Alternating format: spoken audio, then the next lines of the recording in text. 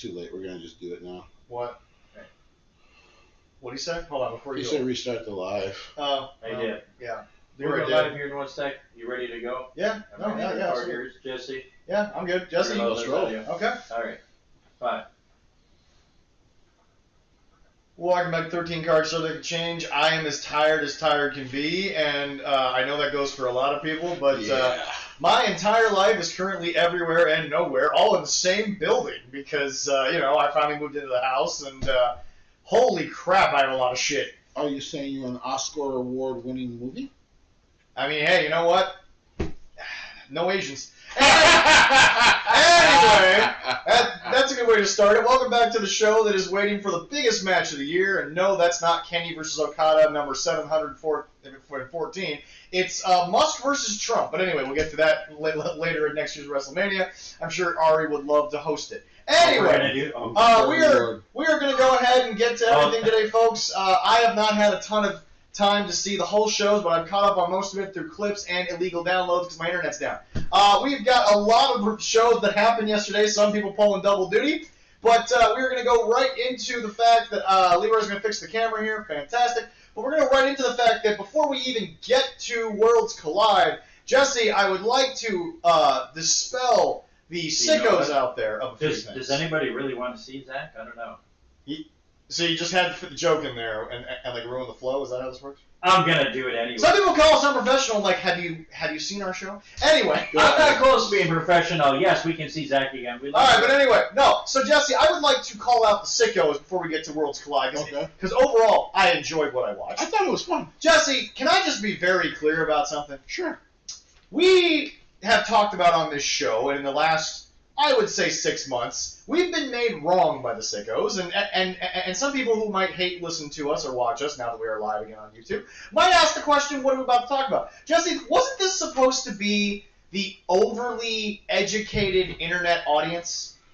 Yes. Wasn't this what AEW was supposed to be, the sickos, all those kinds of things? Yes. Okay, so random question. Why the hell do you not already know that Mr. Iguana was going to be doing the things that he was doing? Clearly, they didn't watch AAA. Well, I'm sitting here saying to myself, Jesse, it is clear to me that Vikingo was the only person on this show that the sickos have ever paid attention to. Right. Because I'm sitting here saying to myself, folks, Iguana has been around longer than you think. It's not like this dude's been in AAA for 2 years. Right. Iguana's been doing this for a while. He's been doing the same stuff. Right. And the fact of the matter is that, Jesse, we talked about it the other day.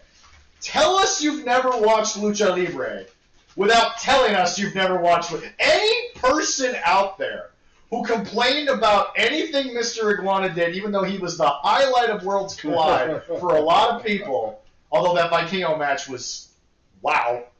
Chad, you're going to do double duty, so keep it light. Yeah, basically. But Put up a picture of Kurt Angle going crazy. Yeah, right? But I'm just sitting here like, Jesse, what is it about this side of wrestling fandom that doesn't understand how easily they're proven wrong in their own... Like, I get it. Daniel Bryan said fans are fickle. But holy crap, they're more fickle than we thought.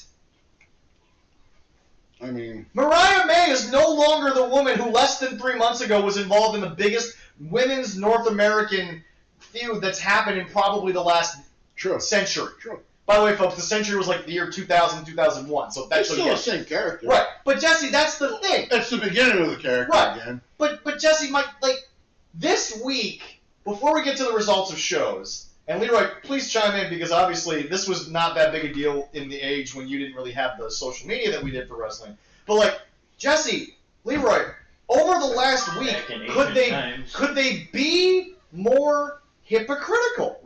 Well, they could be more hypocritical. The hope is that they're not. So that's the hope. The hope is that they are not more hypocritical. Here's the thing: if you've watched enough AAA, you especially recently, you know who Mr. Iguana is. If you are in the know, well, Aerostar's been around forever. Right. Lucha Underground. He wasn't even young in Lucha Underground. Right. No, he wasn't. Right. So Did somebody come walking in because the light flashed? Yeah. Yes. Oh, okay. But I guess what bothers me is 3 things. Mariah May, Mr. Iguana, obviously the most recent from last night, but then the whole, Jesse, you're our resident New Japan guy. Yeah. Random question. Have any New Japan people been on the internet for the last 10 years of how great New Japan's been? Jesse, quick question. How often do you have the discussion, man, those logos take away from these great wrestlers? Not often in Japan. That's because they've been doing it forever, Right. but again, the audience that's like, we love Kenny, we love this, we love that. Okay, so you love Bullet Club. They sold a lot of T-shirts. Right. They were in New Japan. Jesse, I remember the Okada-Kenny matches. There were logos all over the damn arena. Yeah. They sold the arena on these things. Now, to be fair, to TKO, which is, I'm guessing, half of what we're getting at here. Well, I'm just getting at people being hypocritical with the whole thing of like, man, it's ruined the wrestling, but I'm also sitting over here talking about... Which is not true, because even in Mexican wrestling, there's a lot of ads. Yes. On the mat. So here, I got a question. Go ahead. Yeah. Don't they have logos and everything all over the UFC stuff? Yes! Does that? It's already... Boxing! Does that ruin the match? No. Hasn't boxing done this too? Boxing's done it. So here's the thing. I haven't seen a lot in the ring, but I've seen UFC do it all the time. All right. So here's the thing. Oh, the amount of times I've seen blood all over the or the Octagon logo thing, or like, you know, the most local beer spot. Like, Jesse... Right. And that's the last thing I'm looking at. Okay, is we'll go through 1, 2, 3 here. the ad. Mariah May, it's the same character, but now we no longer care about this great feud she just had, this Sure. blood feud she had, because she went to the wrong place. How dare she have a dream to go do this? Right. How dare she believe, Leroy, that the place that she grew up watching wanted her, finally wanted her. And oh, by the way, before we finish up with, with this, Jesse, 7 hours. Mm-hmm. I had a guy on Facebook Mm-hmm. who would not answer a single direct question about the Mariah May situation. And the original post was, Tony's making all these stars and Triple H doesn't have to do anything. I'm sitting here like, hold on. Right. Number one, AEW tells you they're already stars when they get there. Right. Tony ain't built nobody. Right. But then this guy, Jesse, it was almost like I was in a Twilight Zone. Right. Because he would not stop ignoring every question that I directly asked. Right. He kept falling back on the same old tropes. Right. You guys you E-drones just want AEW to die. Meanwhile, I mentioned on numerous occasions, mind you, that Jesse, I am in the wrestling business in multiple ways. Right. I know many people who are considered talent. Right. I'm technically talent myself. Right. And yet, for some strange reason, I want a place to close down so my friends, who, by the way, we've all built a giant wrestling family over the last 5 years, Right. and it's great. We love them to death. But, Jesse, I clearly don't want people who've come to DBW to be able to negotiate TV rights. Right. I clearly just want WWE to be running 18 shows. It didn't work in the territory days. Right. It hurt the territories. It's astonishing. So, But Jesse, for 7 hours, he wouldn't stop. I'm not going to do the name. He wouldn't stop commenting, but he never answered a single question. I was like, so what do you say to the fact that Mariah May and Tony Storm had this great rivalry, but the rest of the show, and I don't care what people say, Dynamite sadly got better slightly after that feud was over. So the rest of the show was kind of mid and or crap. And everyone wants to sit there and tell me, but this is the part, go ahead, Leroy. Well, I was surprised that she was there that fast. I wasn't. From being on AEW. Oh, God, no. Tony doesn't do non-competes because legally you can't anymore. But, like, right. Tony's clearly not asking someone to stay off TV. William Regal, oddly enough, the guy they were never going to use for television, is the guy he negotiated. Please don't put him on TV for like a year. Yeah, it's just like Ricky Saints was on NXT TV, but he was gone. Well, remember, WWE's smart. If we're going to get someone who's clearly got momentum and we don't have to teach X, Y, and Z to, we just got to teach them, hey, that's where our camera is versus that camera. Right. Like, no, Leroy, you shoot these people to the moon. Well, yeah. I mean, it's no longer... Everybody knew her the minute she showed up. Well, but the other problem is that, Jesse, we got to go back... NXT fans are brilliant. Well, no, Jesse, the other thing about it is that we got to go also to the situation where Dave's going to ruin every WWE, thing. That's some good tea over there, ain't it, Jesse? It's delicious tea. Oh, yes, I don't know which company it is. And for some strange reason... You made that from your tap. What are you talking about? Yeah, directly from the tap. Yeah, and for some strange reason, That's the most racist thing you've ever done on the show. Black man just got tea on tap. I don't think that was that Not that you're racist. mad about it. I apologize if that was racist. I'll take it. Yeah, no, good. But no. Anyway, Jesse. Okay, so we'll finish up Mariah. We'll move on. Right. But like Jesse, Mariah May sold out the way Metallica told you for 30 years. You're right. We sold out every single show afterwards. Unfortunately, when he said it though in the '90s, it came across as very condescending. Oh, absolutely. Yeah, no. but I mean, some. Also, by fans- the way, for every single time Dave Mustaine mentions that he made Metallica, they sell 10,000 more records. to make $250,000 more dollars. So yeah, here's the thing. Dave's kept them rich, Jesse. Good job. Like Thank being you. the probably biggest motivating hater of all time. Oh my God. So what's incredible to me is these people complaining about the ring. If yes, is it hard to get used to in WWE because it's new? Yes, but you will. And I haven't noticed it since night one on Netflix. like I told people, that was probably the one really positive thing Vince did for years. Yeah. Was he believed that the mat was sacred, so he never believed there should be an ad on his mat. And that's fine. He's old school. No, yeah. But, like, you lived in a new age, and by the way, Well, not Vince only was going to that- have to live with it anyway if he was still with the company. Well, not only that, but Jesse, TKO wanted to do it. But Jesse, think about how much money is sitting in that ring. Every time Penta does that power bomb or the Penta driver on top of a logo, it's a $100,000 logo. Right, They're paying for this shit. right. I don't mind the logos. When I sit there and I watch it, I go, oh, what logos are on this week? And I look at them once and then I watch the rest of the show. Now, if there's something he wants to bitch about, you know what got on my fucking nerve? Was the pre-show and that fucking ladder. Really? Yeah. So if we want to talk about the things TKO needs to scale back on this, the celebrity shit, and it's putting logos on things like ladders. We'll get to TKO getting humbled at the end of the Like, review. fuck you. Like stop doing that. Now that's annoying. Yeah. Because that interferes with what the product actually is, which is Well, a it's TV nice. show. It was a nice ladder, but yeah. But anyway, we'll get to the humble pie they clearly had to eat at the end of the show. We'll get to that once we get to the review. But anyway, now we'll finish this up. So we got the ring, we got Mariah, but Jesse, you're supposed to be educated, and every time these people come from CMLL, you're on the internet tweeting, you don't know who they are. O'Shea Jackson literally already brought up this point. Right. And by the way, WWE told Corey, great job by Corey, by the way, having to He did deal a with great Conan job. is a long night. But Jesse, he explained Mr. Iguana. He made sense of Mr. Iguana. Right. Mexican wrestling is a different world. Right. In your guys' world of New Japan, Jesse, it's a sport.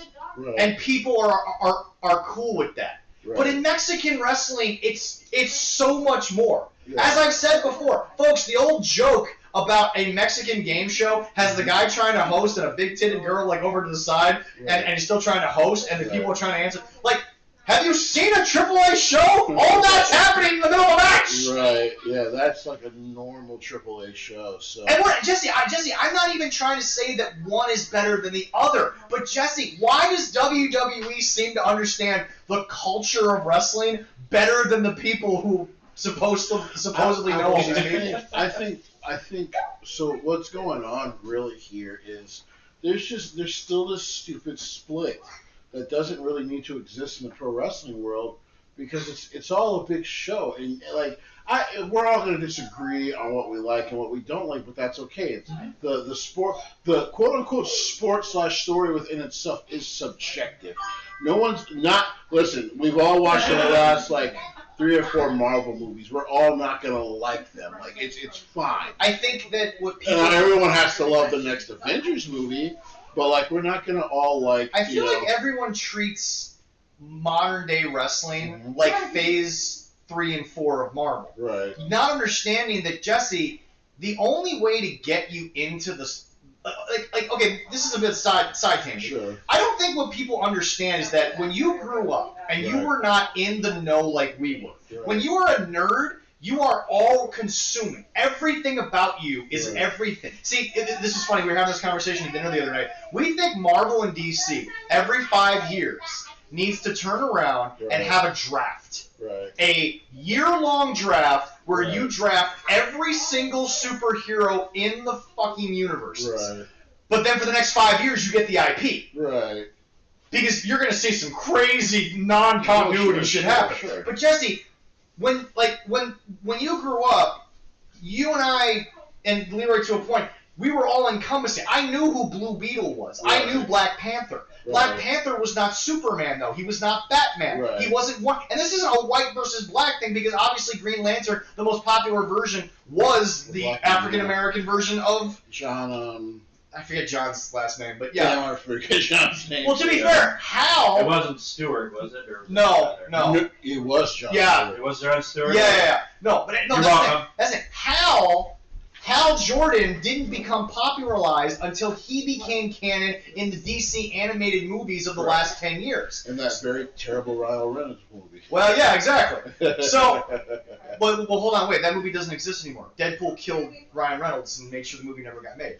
It's still there. Anyway, you go to HBO Max, you can still find it. IMDb exists. But no, Just like we don't want to acknowledge no, it's the just Daredevil movie. Jesse, what got people... The TV show was way better. Right. What got a lot It of is way people better. into wrestling was the Attitude Era. And that's like your phase one. Yeah. But the problem is that, okay, now we gave you Captain America, we gave you Iron Man, the names that everyone knows right away because it got you into... It saved Marvel, essentially. No offense to Blade. Right. No offense to Blade, obviously. That movie saved Marvel originally. But it's just... But now we have to expand the universe. And people have to accept the fact that subjectiveness, fine, but don't be a gatekeeper. Like, this is what bothers me about people who are like, I didn't like Thunderbolts. I'm like, you're not a comic fan. You like the first ones. I'm cool with that. But don't diminish the Thunderbolts to me. Someone who is happy that they're finally getting on-screen characters. I've heard good things about that. It's a good movie. It's a really good movie. I just watched... But it's not the Avengers, and that's why nobody wants to watch it. Well, that's the whole joke. Yeah. That they're not the Avengers. Yeah. I know. I just watched the new Captain America one with that. I thought that was fun. Yeah, that was fun. I wasn't... My own, and people like Especially for, 2 extra months of reshoots and things of me redoing a whole ass movie. The biggest thing the biggest thing that people I heard complain about is there wasn't enough Red Hulk in it. I'm like, I understand their criticism of that, but it's all right. Hey man, Disney's so used to reshoots right now, Al, because I saw Snow White, the rest of y'all didn't. We had better things to do. That was the 4th iteration of that movie, was the one that finally made it to screen. That was the 4th reshoot they did. The first 40 minutes That's fucked up. of that movie is actually very good. The first 30, 40 minutes, I enjoyed. After that, it goes. I'm about to say it goes. Leroy, the movie ends Batman versus Superman style. It goes off the rails so hard. I just. Hold on. It's going to come out on Disney Plus. Hold on. I don't mind doing this. Oh yeah. Do you remember? It's going to come out on Disney Did Plus. you see Batman versus Superman? Yeah. Do you remember what ended the fight?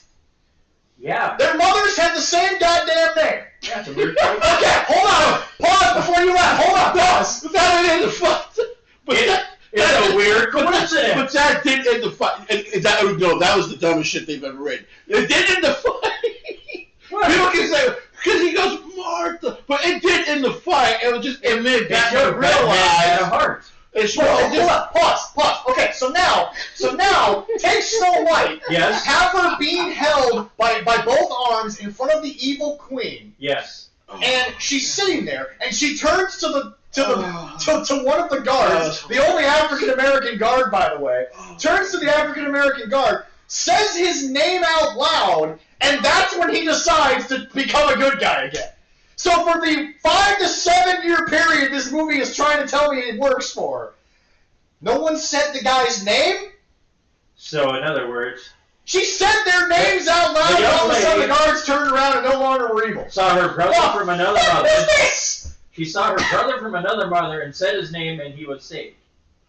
That's fucked up. And Prince Charming was in a medieval hoodie. Before we go get back He was in a medieval... I didn't know they had a hoodie back in the day. I have to kill that notion from everyone that brings up Batman versus Superman. Martha. The fight did not end because Superman said Martha.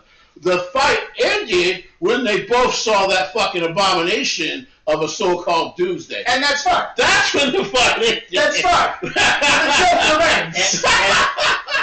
And Lois was there too. That helped. Well, Lois going, it's his mother's name also made it funnier. Like, I'm watching it in theaters, and I was like, oh, no, this did not get written and put in film. That's crazy. But anyway, no, but Jesse, that's what I'm saying. And now that we're going to get off my tangent there, I'm like, no, that movie was That's trash. why they're rebooting the DC universe. Superman looks pretty good. The DC universe doesn't need to be rebooted. Just go watch the animated one. It's fucking amazing. Right? The animated great. Live. Are we talking about wrestling now? But anyway, relating back to it, Jesse. So animated. So Jesse, now that we're in the modern iteration, arguably phase 3 and 4 of wrestling, you have to understand that when you start to integrate other things, like I actually had someone say this one time, why was Blue Beetle Mexican in the movie? I'm like, that wasn't typecasting for DEI bullshit. No, he was a Mexican He's a Mexican hero. Exactly. Yeah, even the cartoons. Yeah, Well, his comic, he's a Mexican. In the comic, he's Mexican. Yeah. And by the way, I also want to point out, I never even. This is going to go weird. This is going to go weird, but the new Black Panther in the new comic series, written comics, will be white. But again, quick question. Why does the infinite timelines thing make sense until it's a certain situation? So here's the thing about him. He's South African. So that's exactly. That's cool. And he's supposed to be half and half. Right, exactly. He's lighter skinned. Well, with that from the first Black Panther movie, you can challenge it doesn't matter who it is, you can challenge for that title and be the king.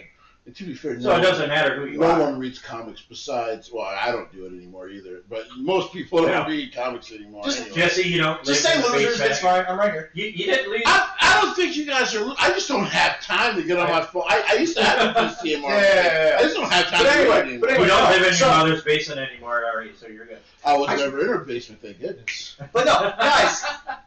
Worlds collide. They just bought a company, and Triple H made it very clear we're not just going to WWEize it because it's going to be based in the place it's already at. Because that would be stupid. Right. No, Jesse, you can't. Oh, so guess what, Jesse?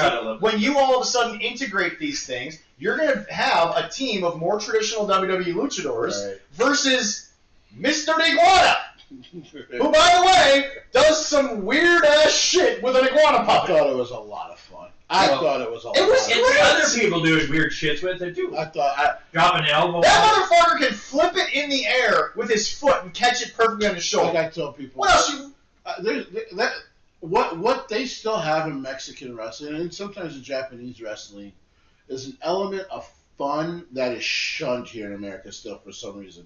It's just... Well, that's why Jim Cornette's always right when he says it doesn't work for an American audience, because, Jesse, that kind of stuff was never popularized. It was never made into the culture of the wrestling. Here's the thing, though. The reason I always think Jim is... He's right. He's right about the facts of why it has never completely come over here. That's all I'm saying. That's all I'm saying. But why I've always disagreed on why he thinks it doesn't work, it can't work here, is I'm like, but Jim, as creative as you were, it's kind of guys like you that kind of killed this fun part of this business. And I agree. Like remember, it's supposed to be everyone remembers one of the first times that they decided to do characters in pro wrestling, like in the 40s and the 50s. Yeah. And of course, one of the more famous ones is Gorgeous George. Yeah, Gorgeous George. The original Gorgeous George. Yeah. And for those who don't know, gays were not very much accepted in the 50s. No. And because he was this... Or now, for some reason. Happy Pride Month, everyone. Happy Pride Month. He was this big flamboyant character, and people fucking hated him for that. Yeah. But the original Nature Boy was around that same time. Well, right. And so... But there was an element... That was another one that... There was an element of fun to that guy, to that character. And in the 80s, all the stupid big characters that Vince was doing and stuff like that. But there was an element of fun to it. See, what bothers me is, Jesse, people want to turn around and they want to... Doink the Clown, while scary, is a fun character. Yeah. But because everyone's afraid of clowns. Yeah. But not everybody's afraid of clowns. Most people are afraid of clowns. But there's a lot of... My cousin is deathly afraid of... My brother sends her videos of clowns all the time on Facebook. Yeah, most people are definitely He's awesome. But like, it's But I'm like, there's an element of fun because it's like it's a big goofy fucking thing. Well, but see, Jesse, this is what bothers me about a sicko. You want to sit there and you want to bring up these legends that you watched. Savage, Hogan. What was more gimmicky than Savage and Hogan? Who was the biggest gimmick of all time was Hulk Hogan. And we're learning that's all he was. That's all he is a gimmick. It's a fucking gimmick. Every time I see real American beer commercials, I'm like, he's still living this gimmick 40 plus years later. I have to actually probably buy one to try it. It's trash. I'm weird. I like beer. I want to try it. Oh, you can pick it. By the way, you can actually pick it up at the Walmart here in town. Oh, really? Not only that, one thing I never understand is... I have to look over. Is it in Herbert or not in Superior? In Hermantown, yeah. Well, the one thing... Superior? I don't know. Well, the one thing I don't understand is half the time why these people don't go to a real beer distributor and say, let me put my name on something. They'll do it in a heartbeat. No one's going to put Hogan's name on the beer. I understand that. Which is smart. I'm talking about celebrities that we care about. Oh, right. But anyway, no. I'm giving you one of the Stone Cold beers that I had. But anyway, Jesse, no, but that's my point, Jesse. Because he knows beer. Jesse, wrestling was popularized in America, and by the way, we've talked to some of our friends in the Indies. They know that the reason they have a job, it was the golden era. Right. It was the era of gimmicks. Right. It was the era of characters. Right. Yes, in the 90s, Vince got a little too much with the repo guy, the trash man, the dentist, the goon, all that kind of... It got to be too much. We agree. Because Jesse, they were just... They Go were legendary, the goon. Oh, absolutely. Got to meet him. Yeah, he lives up here. Kind of a stupid fucking character. Yeah. He lives up here. But Jesse, we all... Not cream in the crop. But Jesse, we all agree, in a serious note, when you start making everyday jobs be a part of it, then it's just weird. The Repo Man. I think they had a Garbage Man back in the early 90s. Yeah, they did. But Jesse, then you talk about Hogan, Savage, all this stuff. Those were larger than life. Right. Remember, Jim will tell you all the time, Savage, great worker. Iron Sheik, great worker. But everyone went to Vince because it was less work, more money. Right. Because it was all gimmicks. Right. And now we live... Now, okay, you and I both agree, and Leroy, you've brought this up. The work rate has come back because that's what wrestling became. Right. See, again, wrestling goes through ebbs and flows, and now we're in a realism period. Right. Vince didn't get that, and that's why he was humbled for a while. Because, Jesse, you said... Hey, shocking. Someone just bees themselves and the audience connects with it.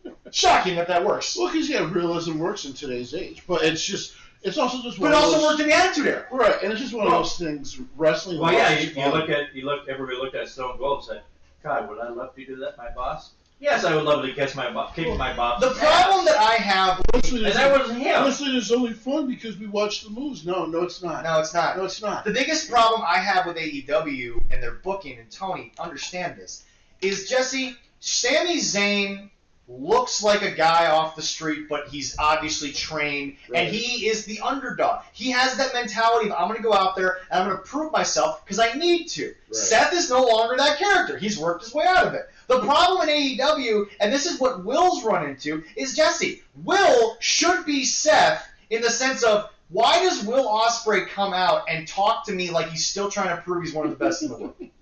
Because he's out of his mind. But that's the booking. That's the idea. That's the problem. Jesse, even Hangman, and this is what I have a problem with him, stop faking to me that you're a cowboy from West Virginia who's trying to make it as a wrestler. You've been doing this for 10 years.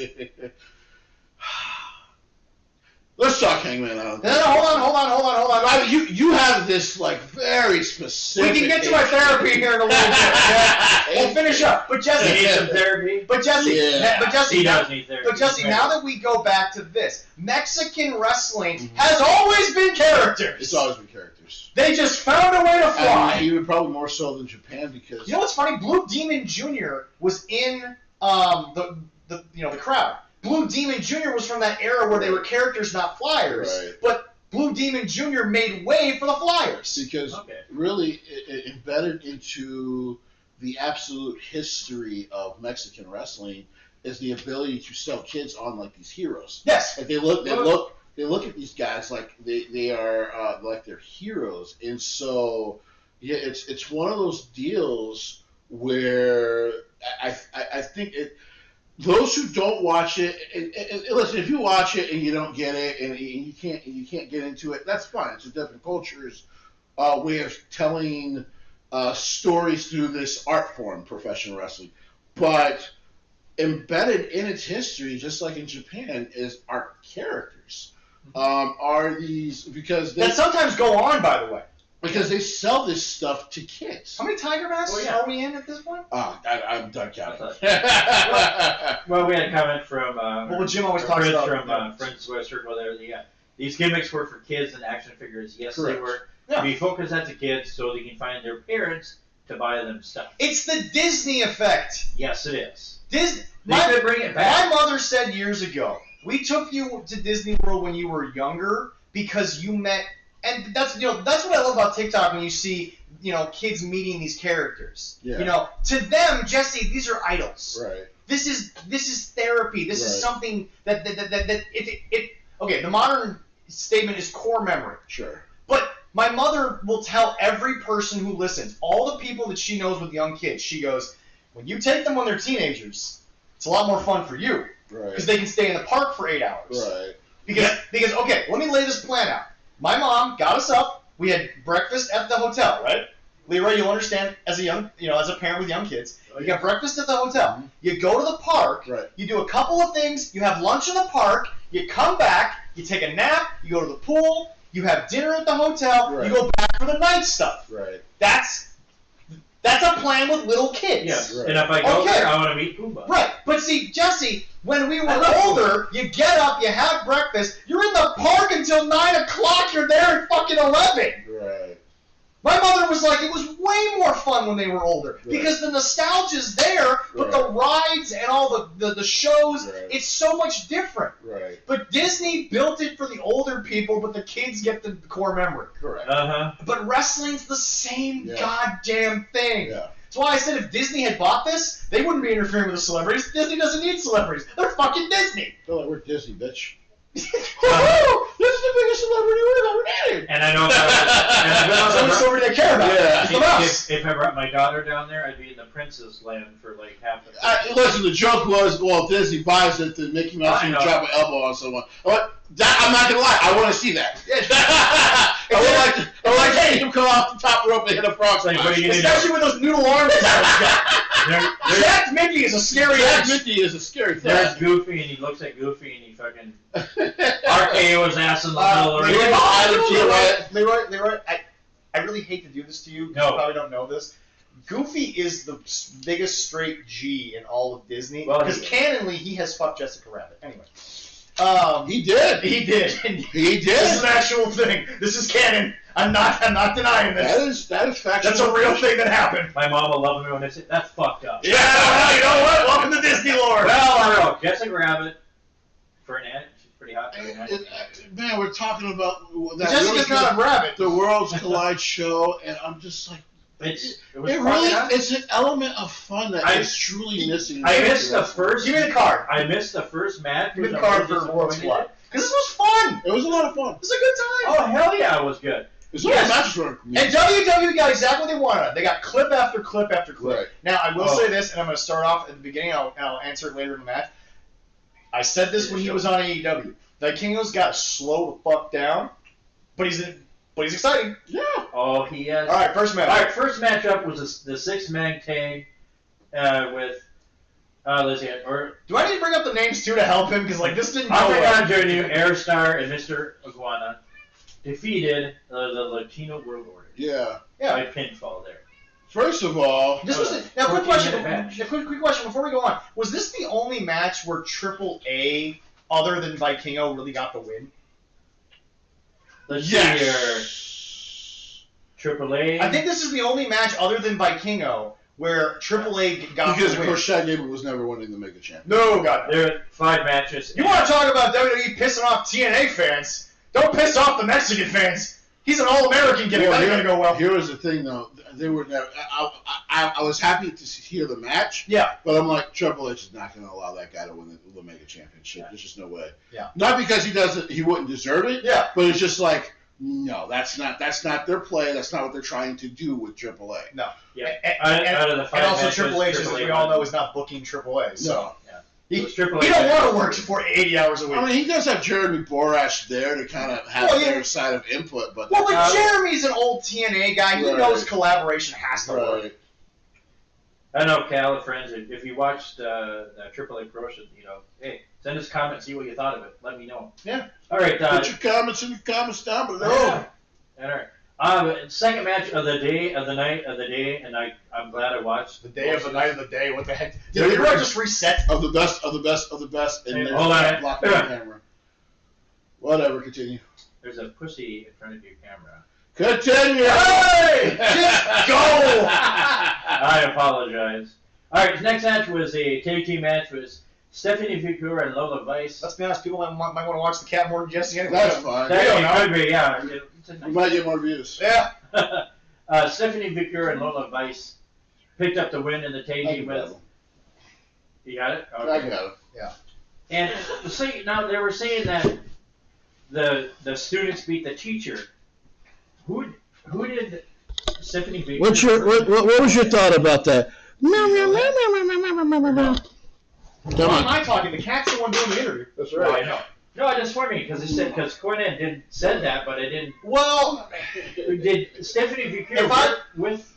I think Stephanie worked with these girls because these girls were. Yes. Yeah. Stephanie's young, but she's not so young that she hasn't trained a few people in. She's 27. Yeah. Yeah. Okay, but.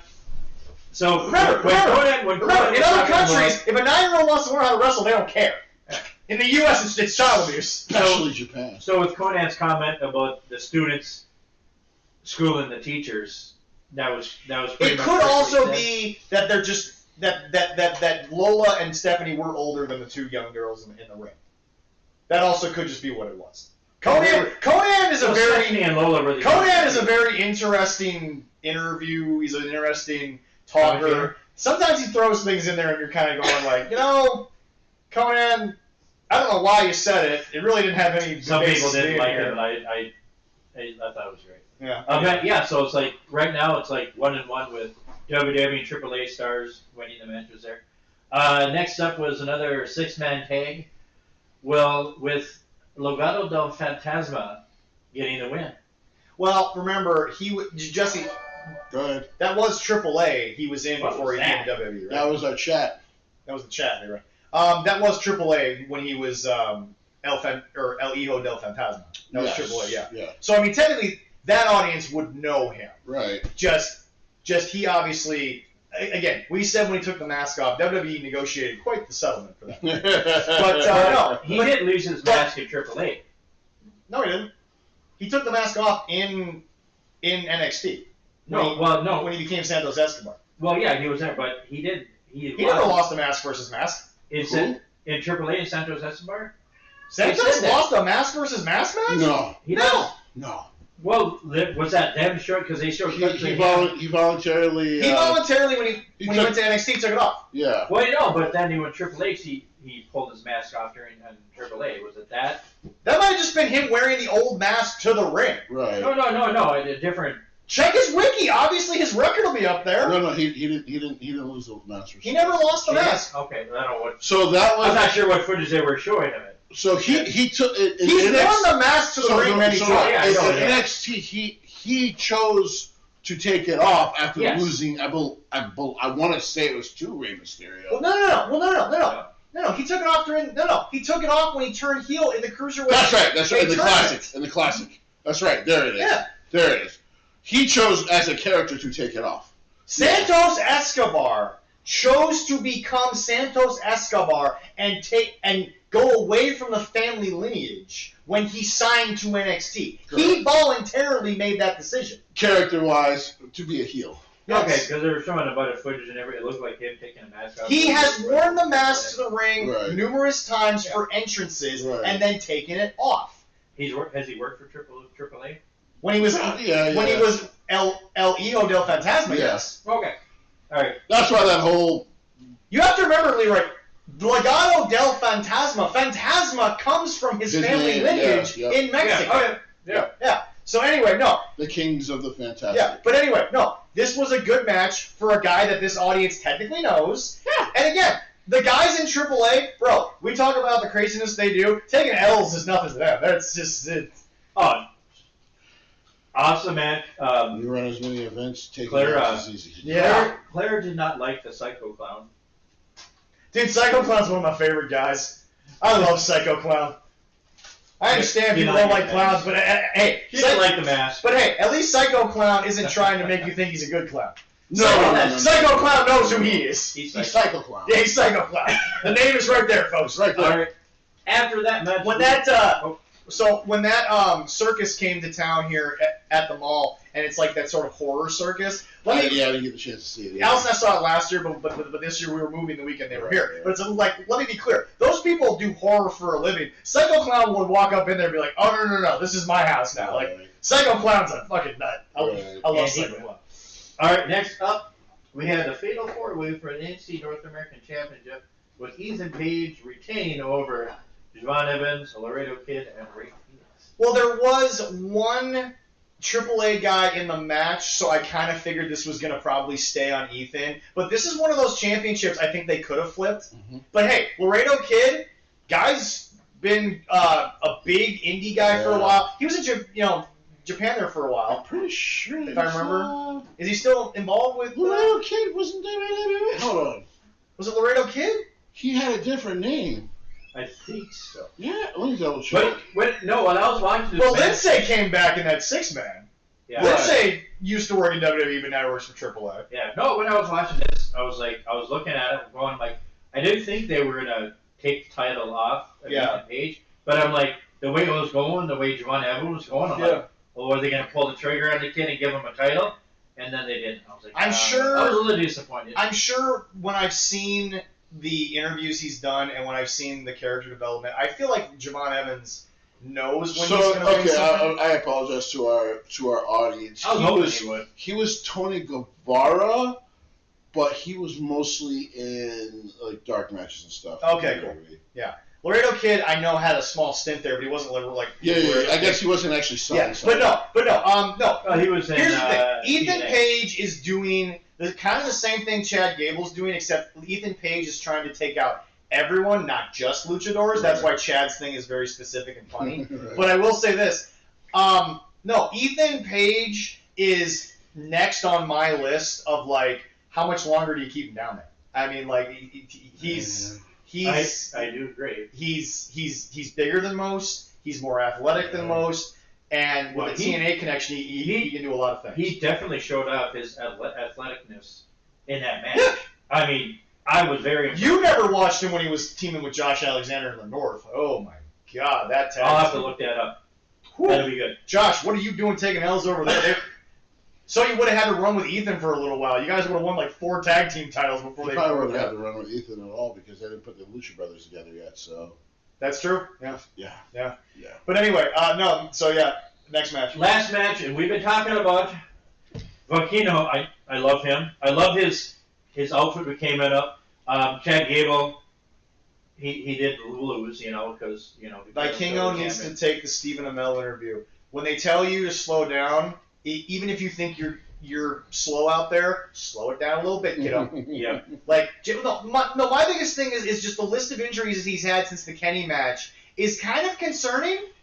But again, AAA is going to stick around longer than an American audience. And since they have some input and let's be honest, I got to tell people, some people are like, well, you don't acquire a company for one guy. I'm like, yeah, for Vikingo, yes, you do. Because he ain't 30 yet. He's special. But he is. But the injuries are starting to rack up, and you go from 27 to 45 real quick. I would even consider talking to Malcolm Bivens and be like, so what is Tony Khan paying you? You want to come back? Because we need somebody to speak for him. But otherwise, yeah. You know what? You can even say, you raggedy bitch. We don't care. You raggedy bitch. That was one of the funniest things. I really liked their championship belt.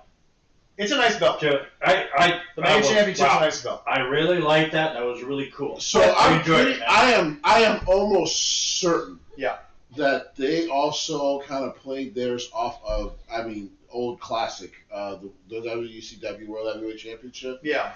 big fucking beautiful title. Yeah. I get the. And I'll be mini honest version. though, every time I see the Mega Championship, I just go, miss the AEW one. Like it's probably the prettiest World Championship belt on the planet. Yeah. It really is. You know, what was interesting to me watching this match, it's clear to me that, like you said, Vikingo is in someone's plan. Right. And I don't think it, but I think Triple H might look at him and say, if we ever move him to the English side of things, he's not going to be a Rey Mysterio.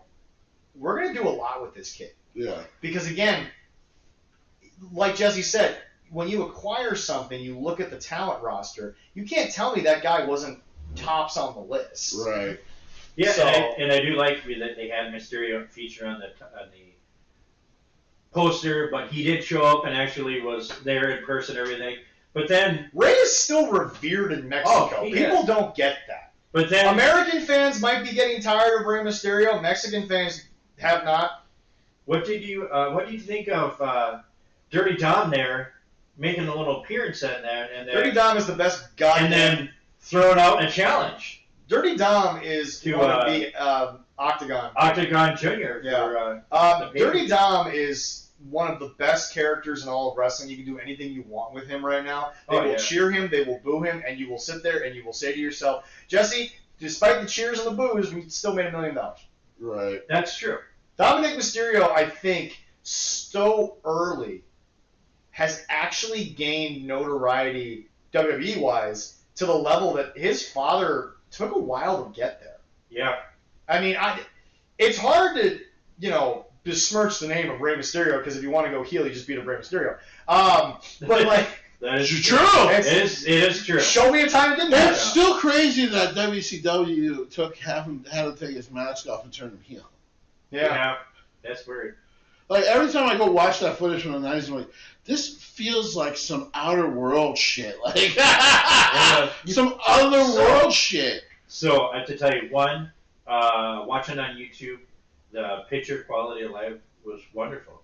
That's because WWE's not dumb enough it was- to friggin' not make it it was high great. quality. I mean, that was phenomenal. Also, by the way, a side note, Jesse, we also have to remember, despite the fact AEW still comes off, even on TV, looking like a second-rate program half the time, sorry you do, guys. Jesse, there are some YouTubers out there that got better cameras than Tony Khan right now. Fuck, Tim the Tatman's got a new studio, and he's in 4K now. Ooh. He's bald and fat in 4K. I love you, Tim. I love you, Tim. Bald and fat and We need 4K. 500,000 more subscribers. 4K, Yeah. Yeah. But by the way, live on stream in his new room was actually when he found out that Whips is his editor. Whips paid $6,000 for the camera, and all of a sudden Tim was like, I'm going to pull the mic away from you. His wife came in to vacuum the studio. Right. He was like, honey, get away from the camera. Right. And by the way, in Tim the Tatman lore, only $4,000 more you could have had TV. No, actually, one time, So, many years ago, Tim, when he was early in the streaming career, he somehow bought a $10,000 TV, and now it's just a canon joke. But anyway, so what is your ratings on AAA's World Collide? Zach? I gave it a 4. I gave it a 4.5 out of 5. it was a solid 4.5 show. Yeah. Because remember, I do Because agree. remember, if I we're do going to agree. use the Dave Meltzer scale, which is now the Tony Khan scale, which is now the everything is based upon the audience liked it, whether I liked it scale, 3.2. despite the fact that, Dave, this is supposed to be your fucking opinion, it's a 4 out of 5 because guess what? We showed off AAA. Yes. People got wins. They were good matches. They were what they were supposed to be. And Chad Gable didn't piss all the Mexicans off by winning the title. I mean, it was a showcase, which There is- would have been a riot. It was an absolute showcase. Now, the riot would have been when he showed up to Arena Mexico with the title. Now let's talk about the funniest thing that happened at the show before we move on. Yes, to Jesse. Are we ready? Yeah.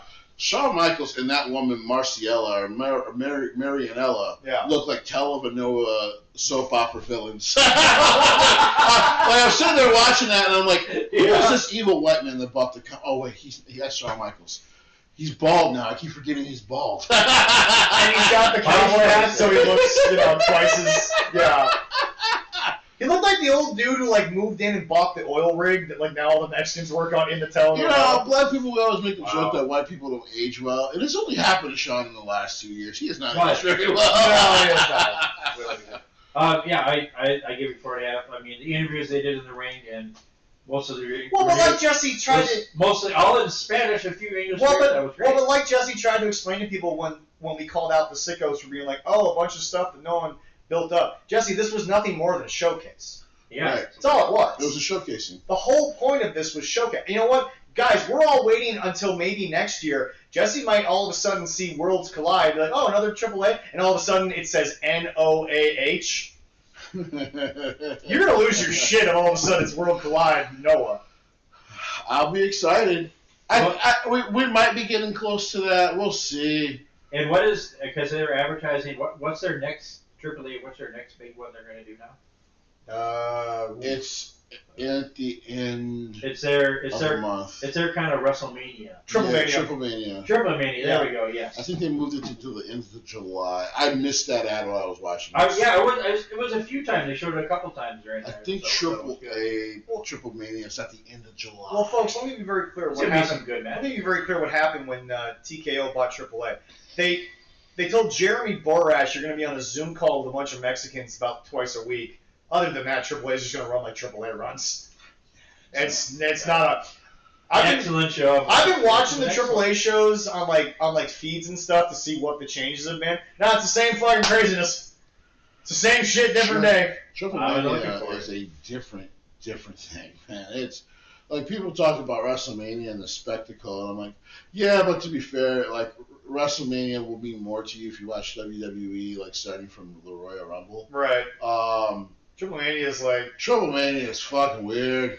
Woo! Weird turns. I want to watch it. I want to see if I can find it and watch it. These motherfuckers. It'll probably go on Peacock this year. They'll go crazy for. Here's the other problem though. If they involve some WWE, I want to be real. I want to be real about Triplemania. Are you ready? Okay, yeah. It's too fucking long. Oh, I agree. It's like 7.5 hours. Oh, I agree. It's a long. Strap in, Midrow. You won't be there a while. Get your coffee. Strap in, kiddo. It is. I think last year was like 5.5. It's like, and that's because they didn't have most of their roster to play with. Let me be very clear. Okay, I'll watch it. Let me be very clear. Vince McMahon looked at Triplemania and said, "Man, your pay-per-view is too long."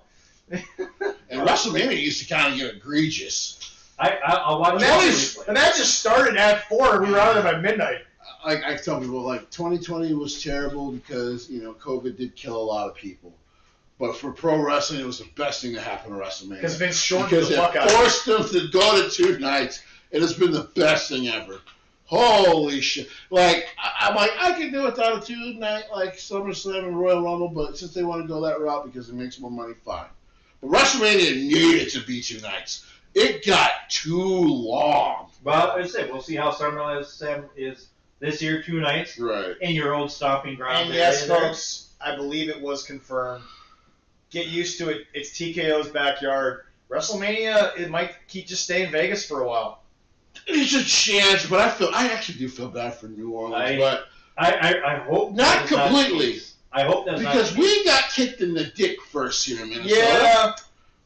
We got 2010 was a very shitty year. Fuck your Super Bowl, New Orleans. I hope you flood again. Can we kick him back in the dick one? Well, it's not even just that. Like, we already did. Derek Carr retired. We were supposed to get. Yeah. Leroy, hold on, pause. This will be a fun segment. Leroy, name a single fucking quarterback on the New Orleans Saints roster. That time's up. Leroy has no fucking clue. Show Spencer Rattler.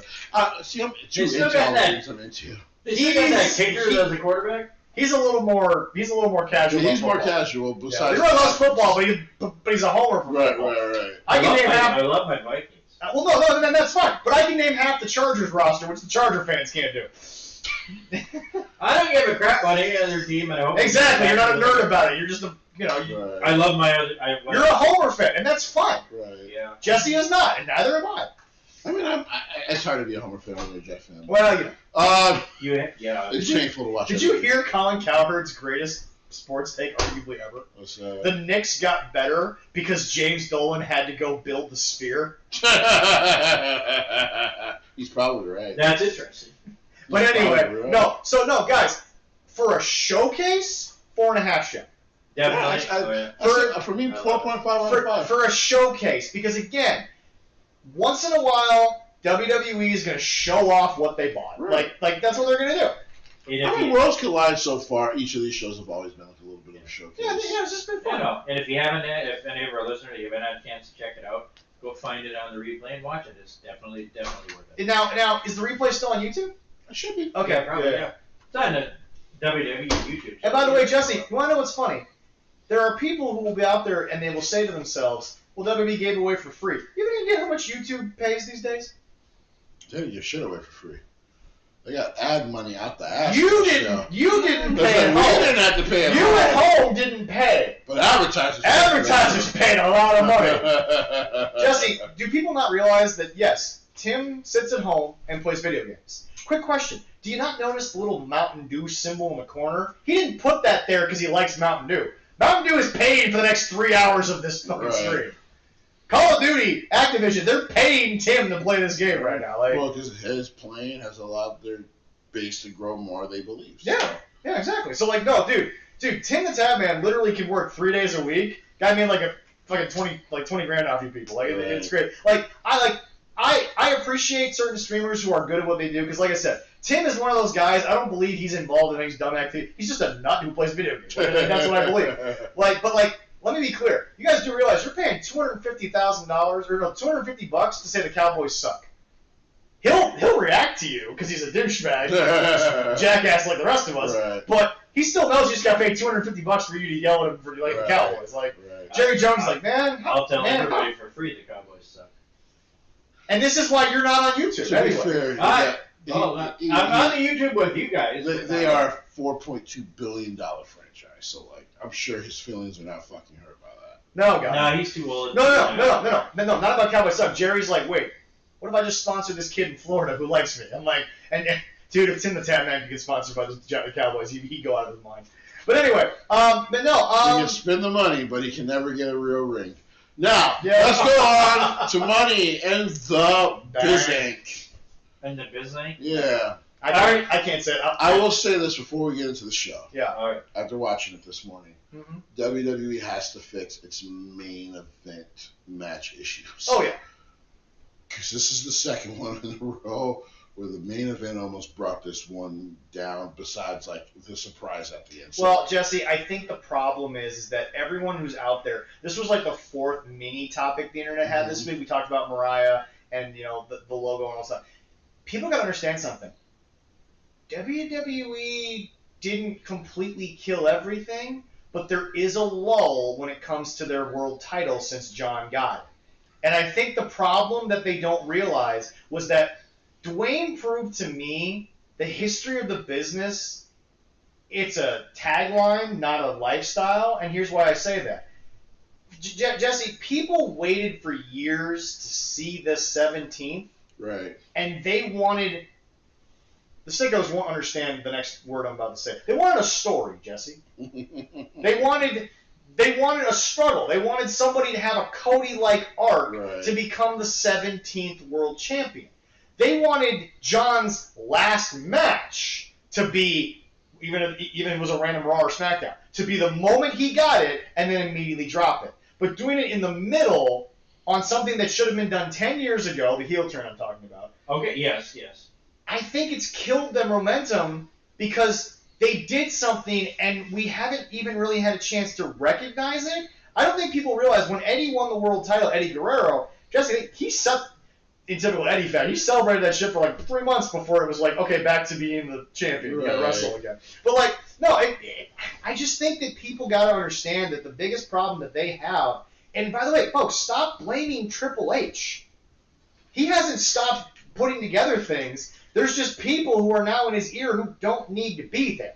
Because I will say this. Listen, the whole John Cena heel turn thing, you remove The Rock from the fucking process and just do it all at Mania anyway. Well, The Rock and Travis Scott. Right. Travis Scott's not innocent. You completely remove them and you just do it at Mania anyway and you let him go in as a babyface championship match. It has even more impact today. Instead of allowing the fucking Rock to get involved. Yeah. Which, no one in that company is going to tell him no, which is probably why I don't work there. Because I would be like, yeah, no. Like, you're not fucking up my creative, no.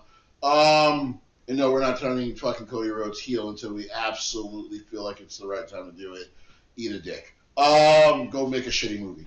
So when the shortest career Jesse's ever had. That's fine. That's fine. Because they would bring me back like, so 3 months ago you were kind of right about all this shit. Yeah. There you go. You're Especially when Dwayne would be gone for the next 7 months and then not be able to say But, it. oh, by the way, where's the guy you thought I was fucking offending? Oh, he left you. Okay, cool. All right, Nate. No. So, because boy, oh boy, did I get through this show, get to the main event, and at first I was just like, here we fucking go again. Like, it's getting kind of boring. You can't blame Cody. It didn't need to be the main event. Could have been the ladder match at the end. Well, and then I'm going to get on Triple H before we even get into the matches, just a little bit. Yeah. He's 2 for 2 on the women in Money in the Bank. He's 2 for 2. I'm going to give him that. Oh, yeah. The last 2 women, Tiffany last year, Naomi this year, big ups. I thought with 3 of these women you couldn't go wrong. I thought because he can do great story stuff with it. And oh, by the way, spoiler alert. She went back to WWE and she got rewarded for it. Who the fuck saw that coming? Oh, wait, everyone currently in this room. Here is the problem. Yeah. I did not have a problem with the Drew one because a great fucking story was built into all that. Yeah. So I had no problem with the Drew McIntyre thing. Yeah.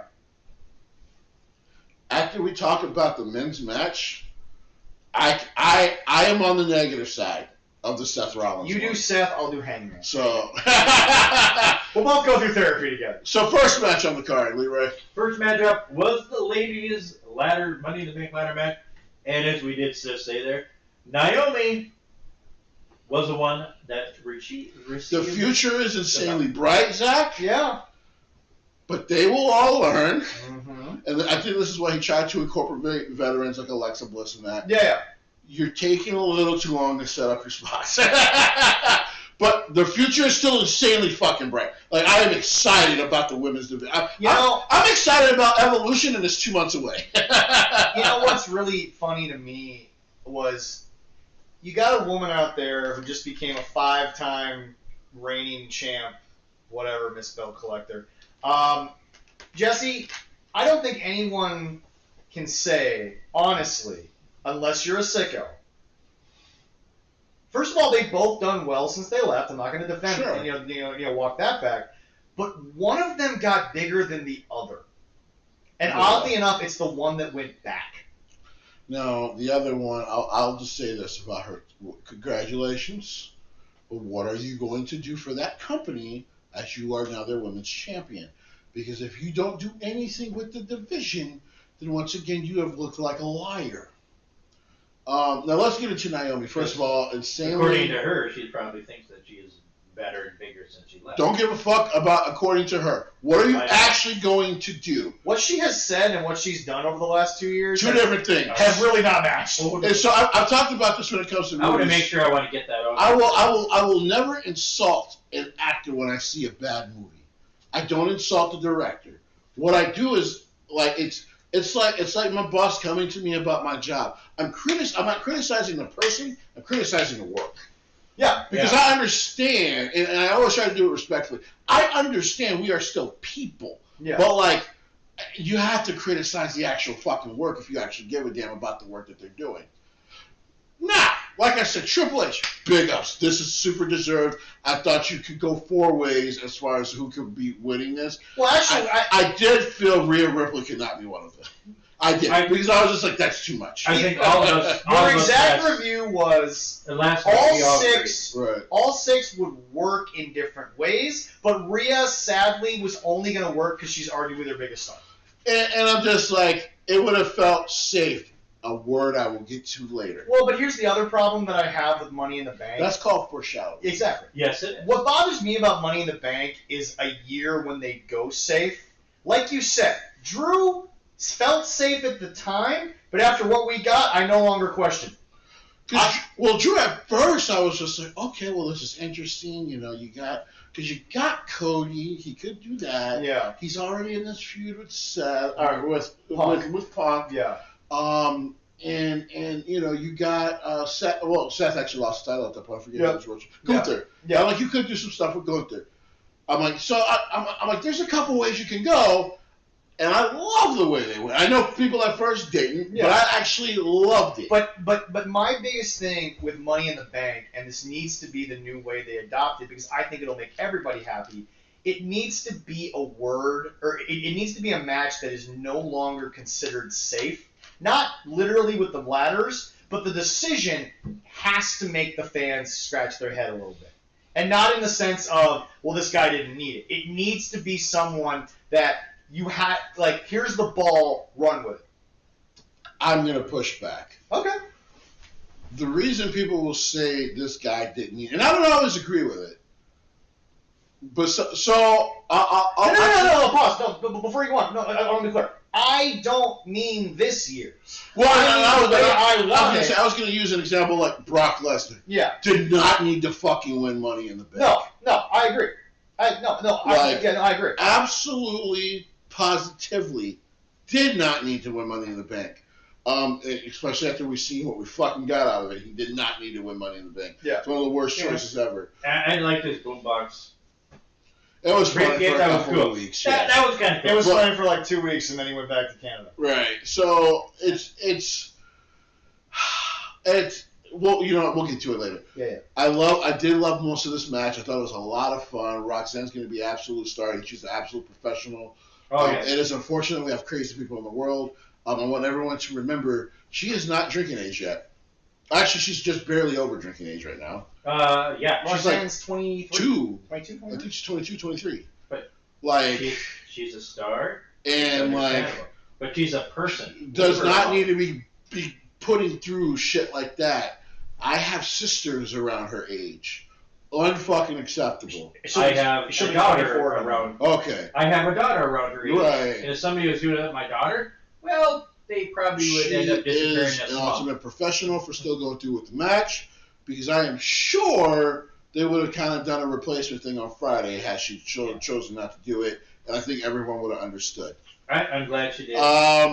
Alexa shined. Rhea got her shine. Stephanie Fakir. I love how Alexa is no longer garnering any fake sympathy on the internet now that she's consistently back on WWE television. But when there were all the rumors and Dave was throwing his little hat in there. First of all, Dave, you've never been up on WWE women's shit a day in your fucking life. Why the fuck you were commenting on Alexa Bliss's contract situation? I'll never understand. But whatever. Dave decided to throw his hat in the ring of something he's never been up on. And everyone's like, well, the negotiation, they don't believe her, this, that, all elite, blah, blah. She comes back consistently. All those people shut the fuck up. Right. That's what I like when they go to WWE. The rest of you people shut up. But, you know, I thought all the women looked great here. Stephanie Fakir is just going to be a megastar. This was her dream, and so I'm happy for her. Doing double duty like a couple people did last night. So. Leroy, I love you. When you get more into AAA, you'll start to understand what I'm about to tell you.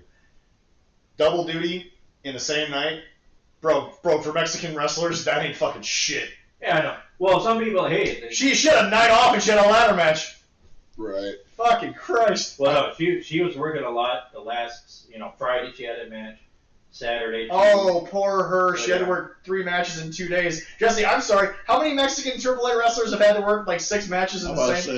There's a lot of independent wrestlers that go through that. Yeah. Oh, yeah. I'm not saying, poo-poo. I'm just telling you, Leroy, double duty to her was nothing. She just won for the ride. But also, agree. Jesse, I need to point this out because Allison finally mentioned it watching some highlights with me.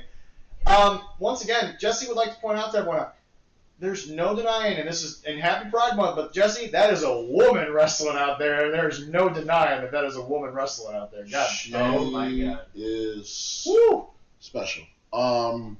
This crop of women that they have performers is probably the best women's locker room WWE. It's funny to me. Had. It's funny to me. So, you mentioned the whole crop. You know who found themselves in a place none of us thought? Fallon Henley.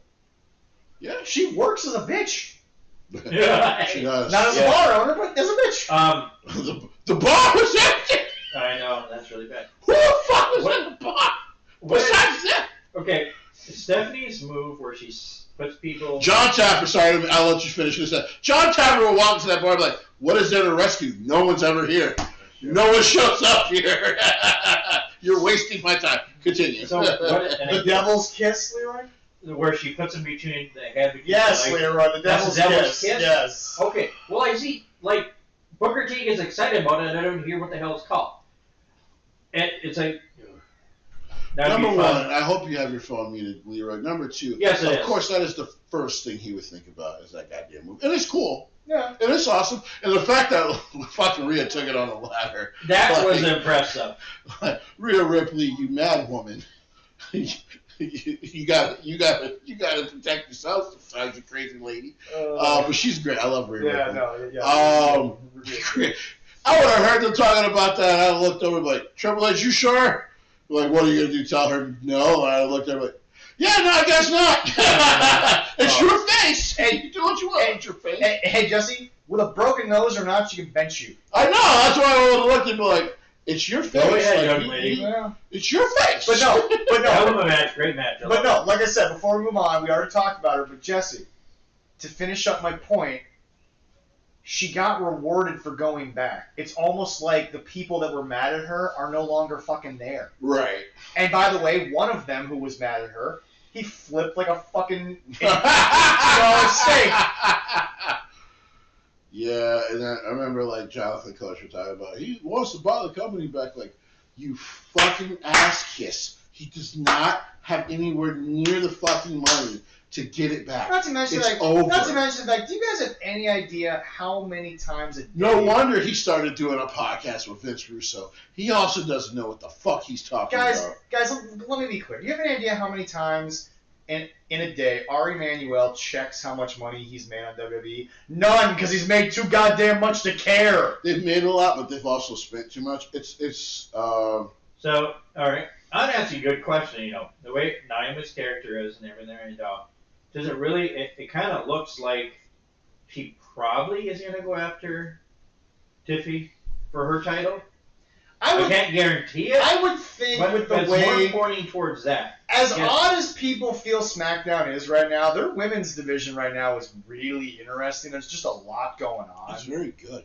No, that's what I'm saying. Even though people think SmackDown's been down, if you focus on the women's division for like 2 minutes, they're all intertwined, but like well. It's not just catty. It's not just we all work here. They're intertwined for a reason. Right. And it's fun to watch. So if I was Naomi, I would push to stay in that version of the world right now. I agree. Because nothing against Io, but Io's doing her own thing and she's got her stuff going on, and that's fine. But that SmackDown division, if you have an option, that's more interesting to me right now. Like, I mean, that's. I think the ties on SmackDown for Naomi, logically, that's the way it should go, and I hope they still go that way with it. I hope so. There's a lot of cool stuff there. Clearly, they're still teasing a lot with her and Bianca. We'll see what happens there. Yeah. And Jade. And Jade, of course. They got to finish that up. Yeah. So, yeah, I mean, I thought all around this was great stuff. Next match. Sorry, go before ahead. You go on, I'm going to ask a follow-up the way Leroy would. What do you think that Naomi is going to go for she's going to be the strongholder of the case, or she's going to be kind of like the chicken shit and like Jade and Bianca will like dispose of her and then she'll back her way into a championship? I'm not even saying that as a negative. It's happening. No, that's a good question. Because, I mean, Miz did it. Yeah, he did. I don't even know if he backed into a championship. It was one of those where, like, the time was starting to fucking run out. They had to do something. Yeah. And then Vince was just like, why don't I just put the title on the Miz? Every now Vince probably came to a man and was like, so you're going to lose your championship, like going to Triple H, you're going to lose it to Tozawa tonight. Like, the fuck? Yeah. You're going to get it back at the pay-per-view in 4 weeks, but you're going to lose it to Tozawa tonight. Okay. Yeah. Sure. And I'm sure they were just like, I'm a professional, I'll do my job, but like, where are we going with this? But anyway, your thought process on what Naomi will end up being. I think she'll probably win the SmackDown one. No. Do you think she's going to do it by disposing of Bianca and Jade, or they're going to dispose of her and then she's going to get one up? I think Naomi's going to just cause chaos in that women's division, like that Alexa Bliss and fucking Nikki Cross one as well. Okay. But the old, Game of Thrones thing, chaos is a ladder. and one of them champions is going to get caught after a match, and that's when it's going to happen. Except unlike the last season of Game of Thrones, this will be entertaining. I didn't mind it, but I'm literally in the minority on that. I've also never seen a single episode, but everyone tells me they hated the last season. So it's disappointing. everyone left to go work on Star Wars. Like I told people, Yeah. They're getting paid. I'm not saying they weren't getting paid. I'm just saying that all the good writers who gave a shit left for Star Wars. I'm sorry, but Season 9, still famously, apparently Starbucks is canon in the medieval world. Yeah, I know. That's funny when I see that. All right, next matchup. This was a There's like match. 70 people on the fucking set. Not one person saw that? Yeah. I'm sorry. I could be a fucking intern, AD or whatever on that fucking thing and be like, hey guys, why are we stopping for someone? I don't know. The director turns around and goes, what the fuck's happening? Yeah, you can fire me. That's cool. I'm going to leave with the craft services table full of food. But there's a Starbucks cup on the fucking throne. Somebody want to deal with that? And Jesse's, of course, there with me and all these things. Like, Jesse, just take this sheet. We'll just wrap up the craft service table, leave like a fucking couple of hobos. Right. Yeah. Meanwhile, we just saved you guys from the biggest embarrassment in television history. Oh yeah. Having this, having Dominic in this, in The next match, yes. Yeah, Dominic Mysterio challenged Octagon Jr. and made sure that his Intercontinental Championship was on the line. Did pick up the win over Octagon Jr. Okay, so what I was going to say was, because I couldn't follow up with that. That's just great. We'll just move right in. I still love Dominic. This is going to end very badly for him. People want to put him in the Hall of Fame just for the ladies he keeps pulling. I know, but this championship is going to end very badly for him. Yeah. Like I sense it. Oh, bro, Dominic Mysterio already knows how it's going to end, and because of how great he's been character-wise, you know he's already been like, well, I'm going to take a fucking shit can beating on him at some point. It's going to be somewhat serious, maybe like a Bronson Reed. They're going to absolutely wipe the fucking floor with him. He is going to go back to. He's going to go back to and Dominic Mysterio so goddamn fast. Now, the only way, if they're trying to do this the Eddie way, which, by the way, Vince was brilliant when it came to Eddie Guerrero. Yeah. The only way it stays positive when he does get the ass whooping that's coming. Now, like I told people, the big difference really between him and Eddie Guerrero's original run with the championship in 2001, I believe, with China around and all that, was that, as Vince got ready to move him up, Eddie had already started, bumping shoulders with the Triple H's, the Shawn Michaels, the Batistas, the Rocks, and all the, like, Vince had already done the work. Well, Eddie was your classic, okay, even Vince McMahon knew, I need great workers on my roster. Right. And Eddie was someone that... Well, he did have to fire once for drug use. Well, it saved his life. By the way, like I told people, one of the greatest fucking things that I still don't know how the early Ring of Honor pulled off was CM Punk, Rey Mysterio, and Eddie fucking Guerrero.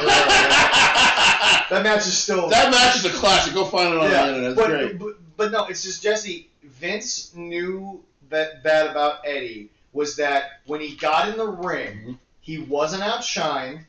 He clearly could work a crowd the way the rest of them. Like, I mean, dude, I'll be honest with you. Triple H will tell you in an honest interview to this day, overall performance, very few people touched Eddie Guerrero. Yeah, I mean, some people were Hulk Hogan-esque in the sense they were bigger characters than Eddie, but when you bring everyone down to a level of equilibrium, Eddie was top tier in everything he did. I mean, that's why Eddie and Chris Benoit were probably two of the best of their generation. Eddie. Oh yeah. I mean, yes, Shawn Michaels was just different level.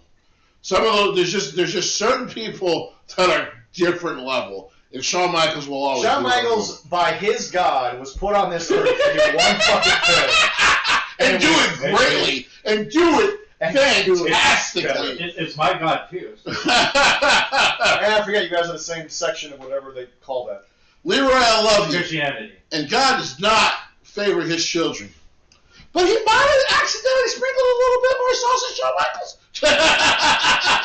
Shawn Michaels might have been seasoned more than He you. might have got a little bit of action on accident. Yeah.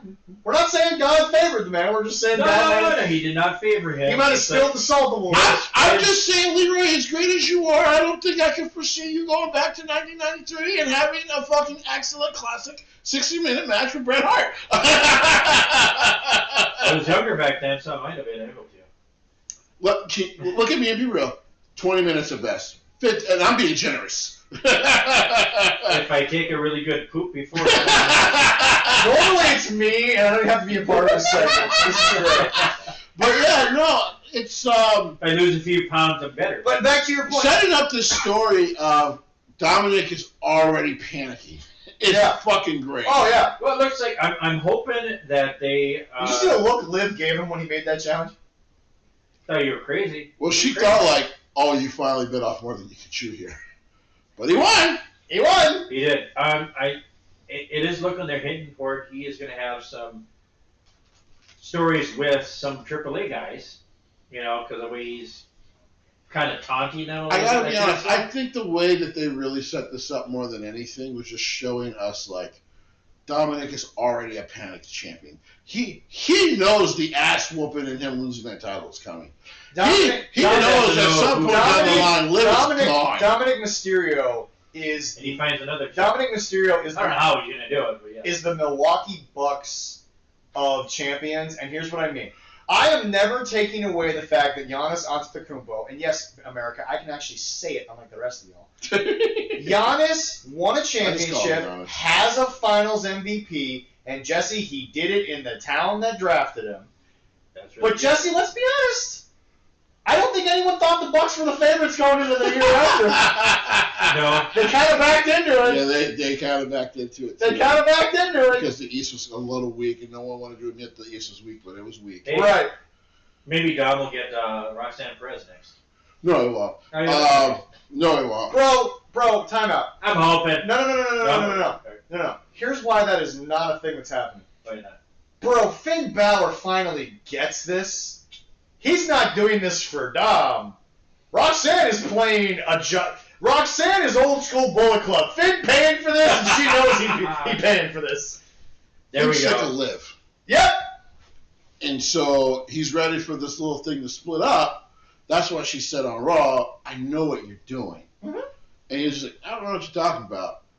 We've seen this Finn before in Japan. Okada, I would never pay your former member to come beat your ass before a match. I would never do it to make it easier for me to win the championship. That is ridiculous. How dare you take that stand? We were drinking before we showed up. I couldn't have won anyway. Yeah, you're full of shit. There we go. I've missed this Finn. I'm telling you, bro. The fact that they ain't finally just had somebody walk in and Freudian slip. Hey, Fergal, Finn! This ain't Finn Balor, man. This is Fergal. This is one of the moments I'm actually sad that Good Brothers are gone. Because if they were a part of Judgment Day right now, and she walks in, and she's like, I see what you're doing, I can just imagine Big Man in the car coming on, like, wait a minute. There is no way Finn found this younger, hotter chick, right, to break this. There's no way. We were drinking. How can he do that when we were drunk? Exactly. See, the only right now they could do that little slip with Finn would be AJ. Him and AJ or something. No, that dude was an animal. Yes, he was a fucking It's animal. funny that you say that because the other day somebody posted, I don't know if it was in the PWL or not, but someone posted that AJ shouldn't have gone to WWE, should have stayed in New Japan. And my comment, which oddly enough made some people go do research, funny, I was like, bro, AJ watched Shinsuke leave and was like, I think I gotta get out of here. To be fair, I mean, he had become one of the greatest Gaijin champions of all time. He otherwise you were kind of going lower card, and he wasn't gonna do that. And there was no point in AJ winning. Well, but Jesse, let's be honest. After becoming not the Pitbull, the Bulldog, there was no point in AJ winning 4 more IWGP championships. Right. He'd already done so much with that one run. But like I tell people, New Japan does put up history of stuff. Go find a history of AJ Styles. Oh God, there we go. He was a fucking animal. All right, Next match. Ready for the next one? All right. Next one is the Women's Intercontinental Championship with Becky Lynch getting the win over Lyra Valkyria. I like this.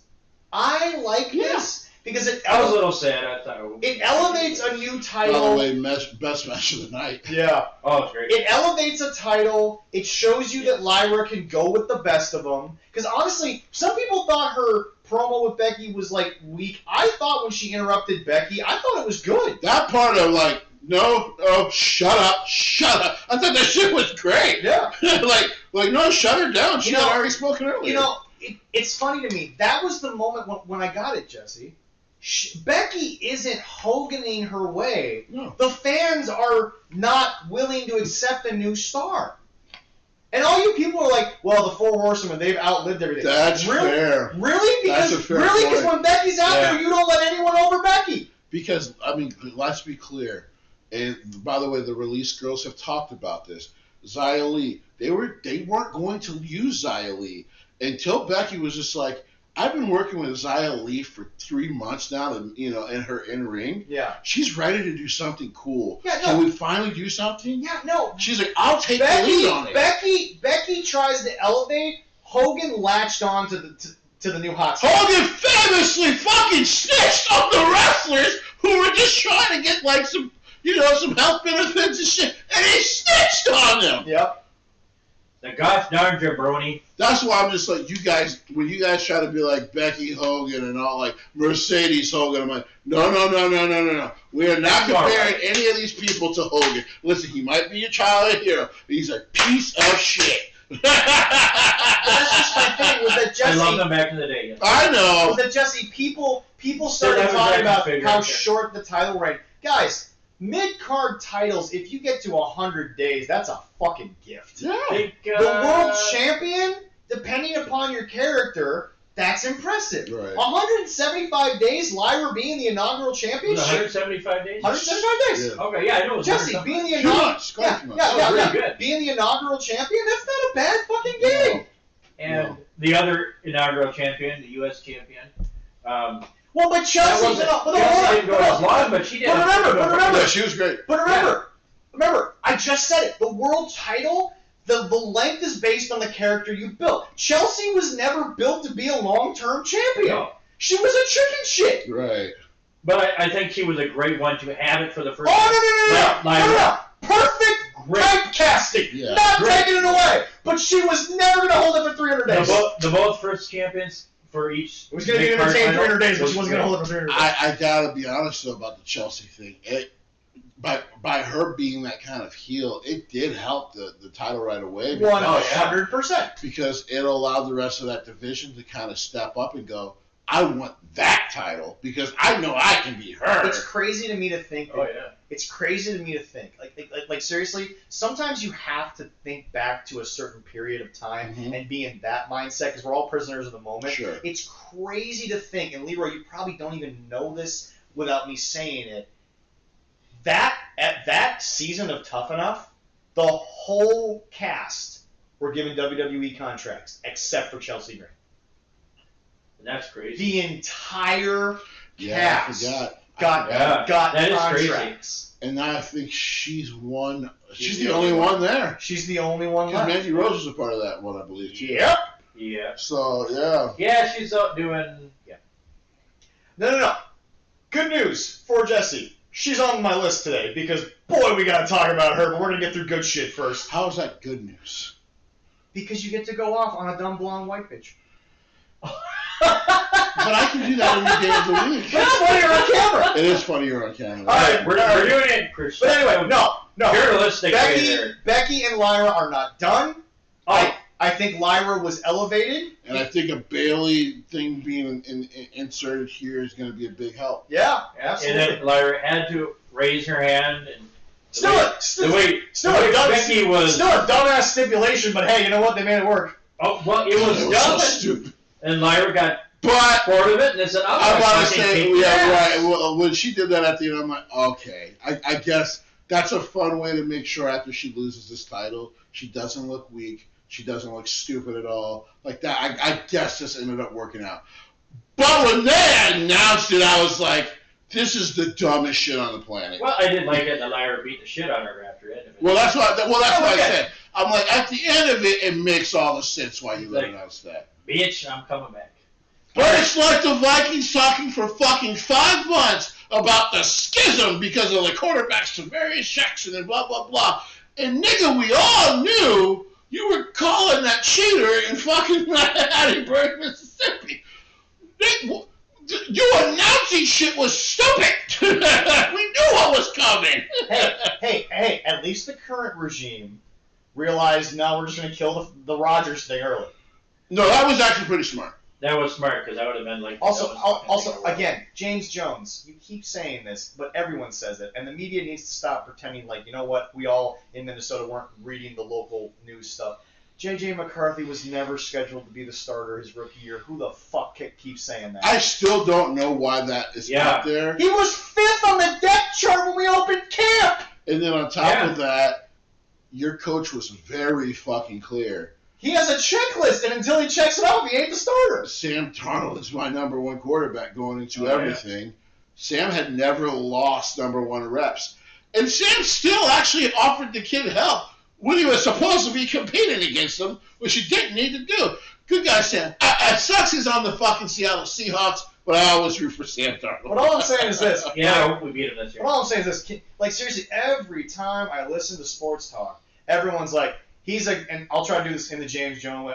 I love James Jones's takes, and he's actually really good. But it's like, here's a guy who got hurt. He was scheduled to be the starter. He wasn't. I don't know why that was ever a thing. I don't know why people talk. And by the way, to Derek, bro, I love you.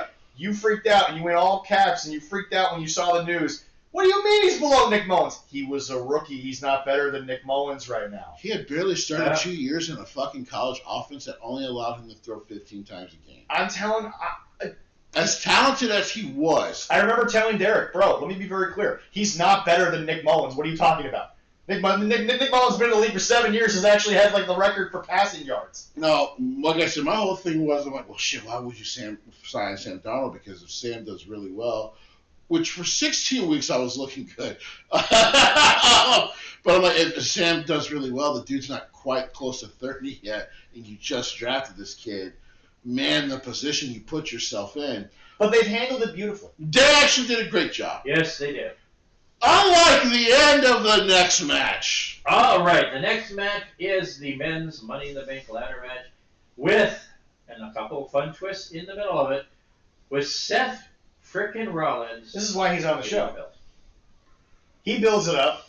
He tells everyone a few fun twists. And meanwhile, Jesse literally just said, I got some bones to pick with this shit. So it was a good match, I thought. Some good spots. Yeah. So when are you done talking, Leroy, when Jesse... No, we can talk about this first. We finally got the full face turn for Jacob for 2. Yeah. As I warned you last week, that ass whooping is coming. Warn me, sir. I have been telling everyone, including our boy Jason, I'm sorry, but Solo being the funny guy, bro, there's no reason to take him seriously because he's about to die. But is he? Well, the Tongans will be back. Well, I love it when he going up the ladder. Confused. Tama, I hate you. Tama teamed with Jacob, but you still have the Tongans turning on Jacob. Because it was Tama who first looked at him side-eye because they lost their tag match. And he got it because he got into the argument with Solo. And one thing Jesse will tell you going back 5 years, Tama Tonga don't do nothing unless it's got something to do with something. One of the greatest moments in Japanese wrestling history is the Tongans coming out with a really big, tall, low brother and fucking up Bullet Club. It's one of the greatest things I've ever seen in my life. Because it dawned on everyone like, oh yeah, they're these people.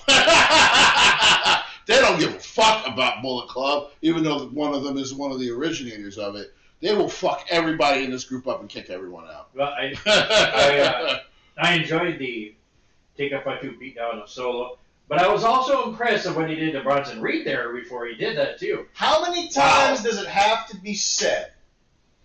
You don't need to make signs to know what he means. He is all gas, no brakes. No shit. And someone built him like a brick shithouse. Oh, he is. Oh, my God.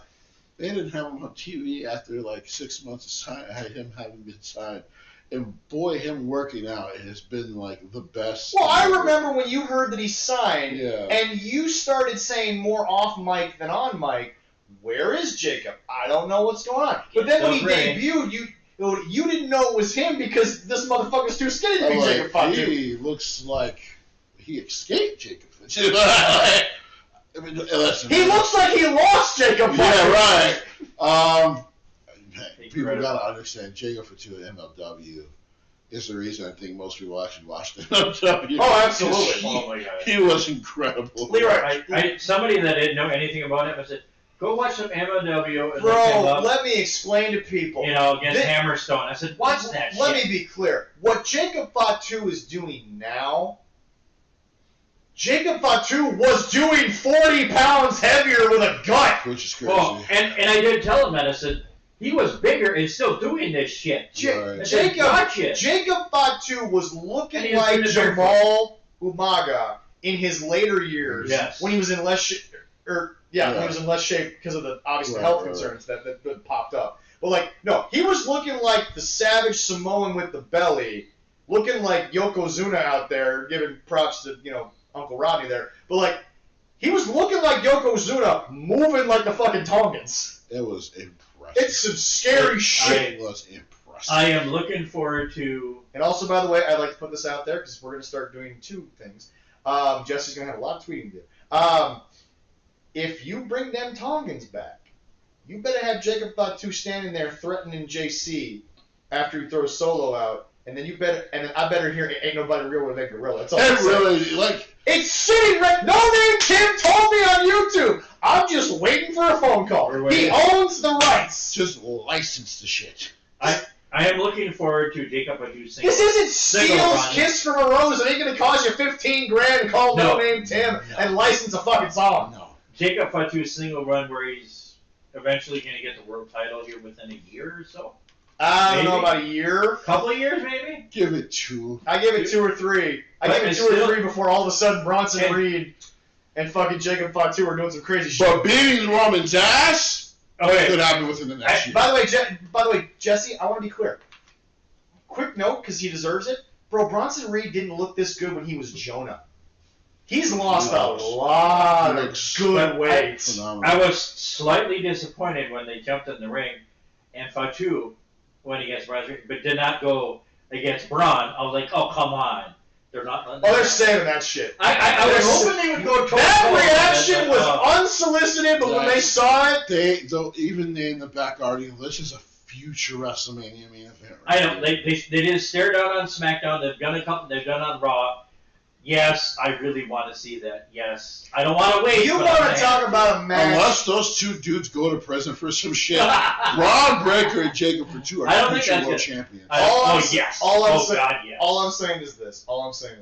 Royal Rumble winners, all that shit. Jesse, all I'm saying is this. You want a match that should just be advertised as no gas, all break? Yeah, it's those two. And by the way, I did not say that wrong.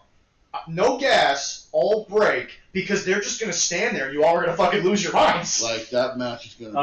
They're not going to have to do anything and you're going to lose your minds. I'm excited for that shit. I said it right. No gas, all break. Because by the way, they're going to wait 5 minutes. It's going to be 5 fucking minutes. And that crowd is going to lose their minds. Okay, and very similar to how they lost their mind in Canada with The Rock and Hogan.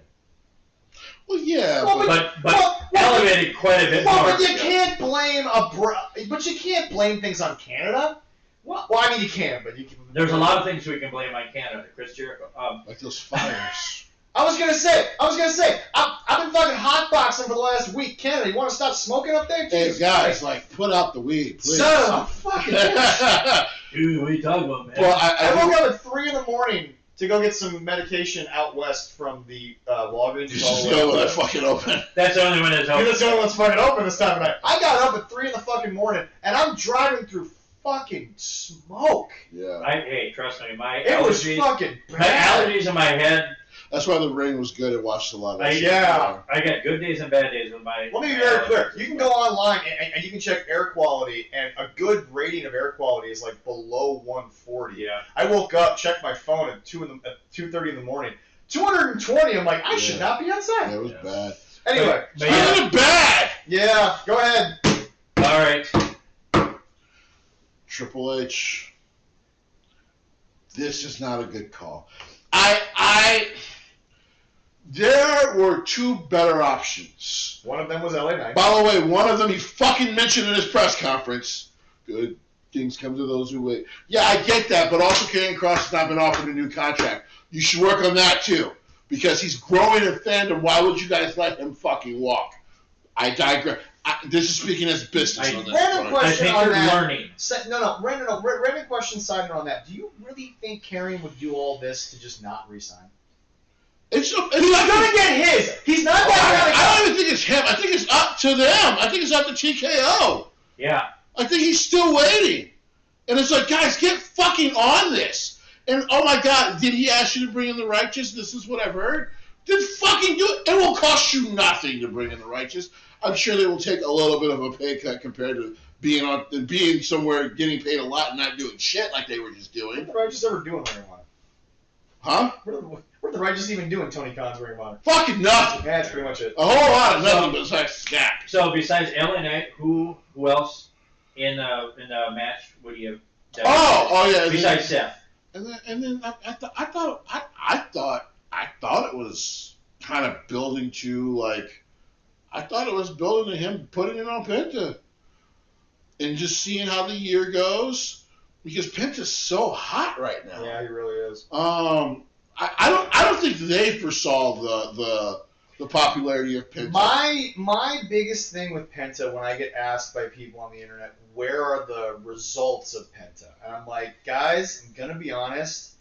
There are times when Rusev Day, the prime example, when a big thing happens and you don't know how to capitalize on it because you didn't want it. And then there's those times where something happens and you're like, man, if Tony hadn't had this guy for 3 years, who fucking knows where we'd be at this fucking time? I mean, no, I'm being serious. You look at the sales, you look at the matches, you look at the reactions, you look at the internet. And by the way, once again, his interview with Chris Van Vliet, he's just a dude. Yeah. He's just a good old fucking down-home Mexican dude. Yeah. But just let me be clear. There are moments when you sit there and you look at yourself, and when people ask me where are the results, I'm like, guys, I don't think a goddamn person in WWE saw this coming.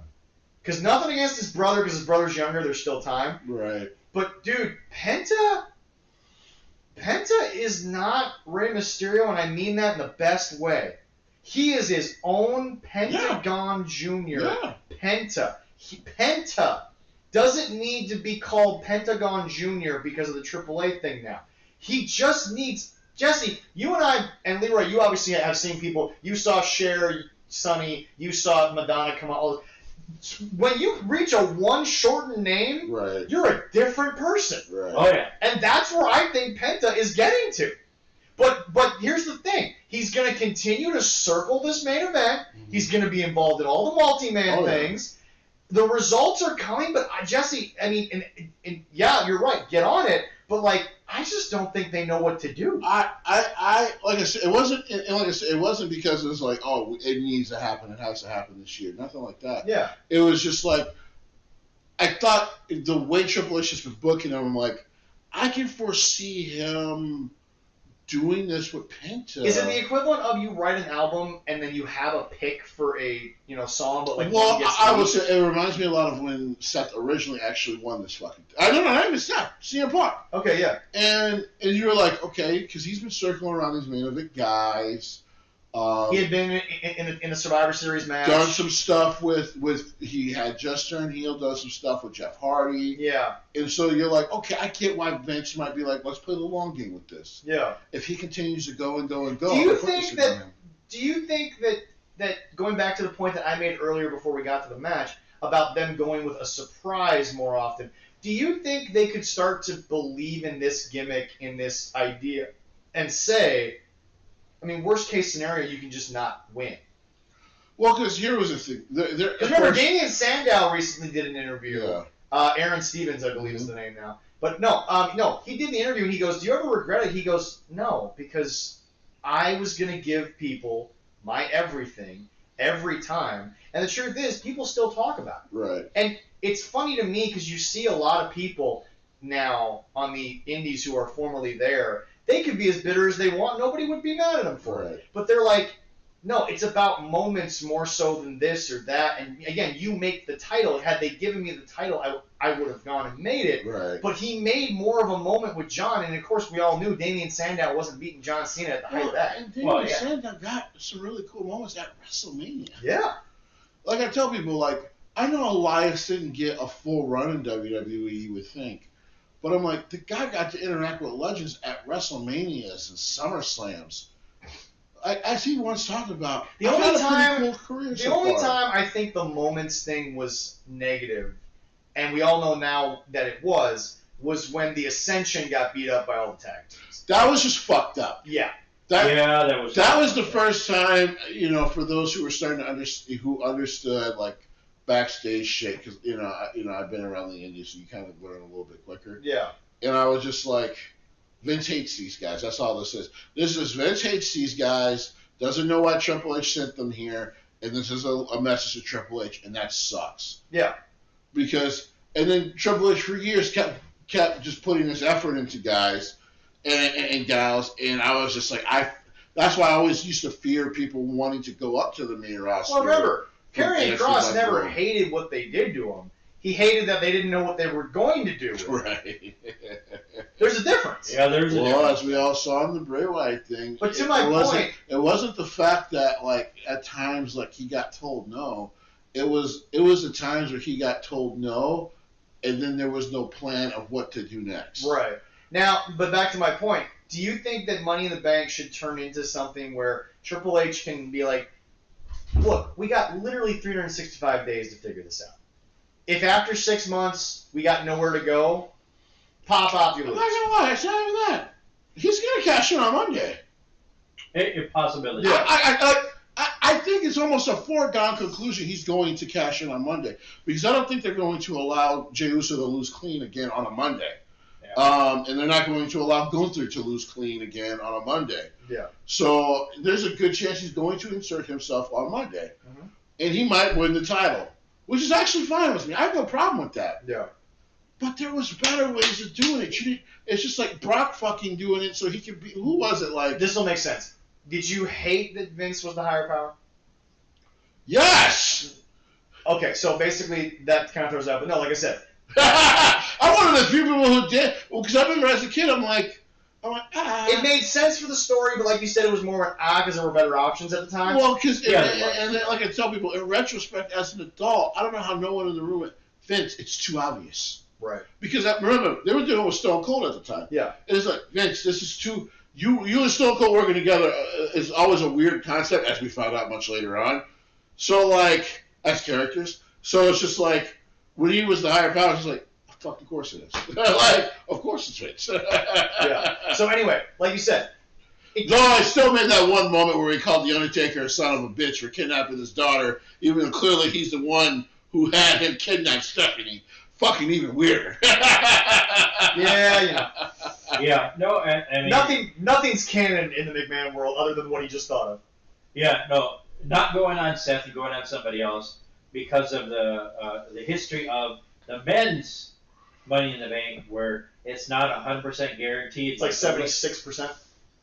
I thought it was. Oh, that's because Vince had a very stupid run there for a minute. Those are around 80% for the men, I thought. Why did you let Baron Corbin get it? I'll And then after fucking 6 months go, I'm not gonna shit with him.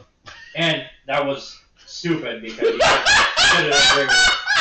Vince was the wrestling equivalent of, I've got too much money, I'm not thinking about what I'm doing. I still remember when he lost, and I was just like, yeah, well, you unfortunately for poor Baron Corbin, as much effort as you put into all your feuds these last few months, clearly they didn't give a shit about you anymore. Not a shit at all. But it'd be interesting if, one, they do pull the trigger and make sure that Naomi does win, or do they have Well, Naomi's getting rewarded. Naomi's getting rewarded. I think he's talking about Seth. No, Seth, whatever, we know that's going to happen. But for the men's, it's not guaranteed that they're gonna be successful by getting the title. But I will say this. But for the ladies, this one feels pretty goddamn. Yeah, this is pretty much guaranteed. But for the ladies, so, their record so far is you get that. But you also got to remember, you get that win. You keep skipping over what I've been saying to get to the next point when it comes to the women's Money in the Bank ladder match. Let me be clear. The person, and not necessarily you in particular, but I've been talking about this since she got back and since Mercedes has gone on whatever the fuck you want. But on a serious note, she's getting rewarded because Triple H of all people was like, God damn it, she was right. Well, everyone who wasn't the two dudes in the lawsuit went, wow, that was bullshit. But my point is this. She's getting rewarded because Triple H is always big picture. Right. Let's look at the Triple H tree of picture here, shall we? She came back. Cool. Don't be a moron and shoot her to the top right away just because she came back. It's brilliant. Let her work with the new people, but still having her old establishment. Done. Let her really sink her teeth into the in-ring to show how much she grew, because that was kind of a weak point because of the cheerleading gimmick. Correct. Done. Then, let's see what happens when she's kind of... Go ahead, keep going. I was going to say, though, to be fair, she was already super improved when she was SmackDown Women's Champion. Well, yeah, but what I'm saying is that, Jesse, it's go away, learn a new hold. Okay. Well, in this case, it was... So let's be clear. In this case, it was... Go away, I don't give a fuck about these titles, and you guys keep bothering me about these fucking titles. Right. Now you're going to be in a match, you got to defend these fucking titles, and those two were like, well, fuck you. Yeah. Here's your titles. But what I'm saying is, she went to a different company, and everyone's like, oh, it's the family. She was on her own. Yeah, she was on her own. And she figured that shit out. Yeah. But then she came back, and now it was, okay, don't be Vince, because it ain't fucking the next coming of Stone Cold, because that's never happening again. A bunch of people put down money that this is the year that Jesus comes back. I don't know about that, but okay. But here's the deal. He's not. It's not the second coming of Stone Cold because, as Jesse will literally never stop saying to people on the show and off, it's never happening again. No, it's not. But here's the thing. Like, you got a better chance of making another Rock than you do ever. Yeah, exactly. But no, LA Knight's already there, and he's better. Anyway. Yeah. He's getting there. Thank you. Yeah. Leroy knew where I was going. But no, Leroy, send her out, figure out what she can do. Let's give her a somewhat main event feud with an up-and-coming star. She makes it work. She's made this heel thing, oddly enough, makes sense. And I say oddly enough not for her, but because if she worked for the other guy, what the fuck is Mercedes Moné's actual thing other than winning belts? Nothing. Exactly. And now she's getting rewarded. Okay. I think she's winning this title. Now, how long they want to run with Tiffy, I don't know. But no, I don't. I think both of these cash-ins are guaranteed. Okay. Unless Seth makes some weird fucking thing that pisses off Bronson and Braun. I know. Well, you know what? Tell you this, and ask honest question. Did they need to put the belt? That give her the briefcase to reward her, or could they have done it without the Money in the Bank briefcase? The Money in the Bank situation with Naomi is exactly what I've been trying to say this whole show. Give it to someone who clearly is deserving. It's not even a question. But see what they do with it. No, hold on. Hear me out. If we're 2.5 months into this and everyone's fucking bored as shit of Naomi winning. Or being Miss Money in the Bank, she doesn't make it interesting like some of the other people did, then fine. Everybody loves a cash-in. Nia Jax fucks over Tiffy. We have Naomi come out. We finish Tiffy versus Nia. And Naomi goes off and is a very deserving champion. And she gets to look at the whole internet and said, see, I told you so. But no, I know. Did she need it? No. But technically, I don't think any woman in the match needed it. Were they deserving of finally getting recognition for who they are? Abso-fucking-lutely. And Naomi is going to get rewarded in the easiest, streamlined way because she checked them. She's JJ McCarthy. She checked the boxes. Right. There you go. And now it's time for Kevin O'Connell, Triple H, to just give her the reins, give her the keys. Okay. Think about no, I'm being serious. Minnesota needed to do something with the roster. They built a roster that everyone says if you had name a single prime quarterback in the history of the NFL that's in the Hall of Fame that you don't think this season wouldn't win a Super Bowl with that fucking roster. Right. That's what they built. Okay. But they have a young guy who they know they need to make an investment in because the biggest problem with their franchise is they have never had the guy for 10 years to carry the books. So they went with a young guy. Right. They just realized, you know what? Here's the number one thing that every fucking dumbass franchise, looking at UConns, does when they come to a fucking rookie sensation. You fuck it up and you don't realize you have to build the rest of the fucking team now. Right. Uh-huh. Minnesota just did it backwards because Kwesi's an analytics guy. Well, to be fair, having Kirk Cousins allows you to do it first. Fair enough. And then you'll get the young Well, guy. yeah. But no. And now Naomi gets this great women's division, and she just has to be the person to not fuck it up. Yeah, she's in her Jesse, not to get into the sports thing. Right. She's in the prime of her career. But let's be honest about something. If J.J. McCarthy plays quarterback the same way right now, I know you said 2-year starter in an offense he didn't have to do much in, but this team is arguably built like those Michigan teams where as long as you don't fuck it up. Well, I gotta tell people, though, yeah. I'm like, that doesn't mean he won't. Would I have traded up to 10 to go get him? No. We only moved up like 3 spots? No, right, something like. But what all I was saying about JJ when he came out was. Well, they wouldn't have moved up if your fucking team weren't the goddamn people you are and scared them into thinking they're going to take him. If you were scared of a decision the Jets make, that's your fault as a franchise. It's the dumbest rivalry ever, but it's your fault as a franchise. He's not wrong, America. They've never made great decisions after draft. So the fact that you got nervous about the Jets making a move is your fault. He's not wrong. The New England Patriots ought to pick the 32 and never gave a fuck what the Jets did. That's fair. But yeah, it's one of those things. But Naomi's being handed the keys to the car now. Well, sure. It's like I said, it's one of those things. She's in the prime of her career. Yep, absolutely. You got a young champ, hitting the prime of hers.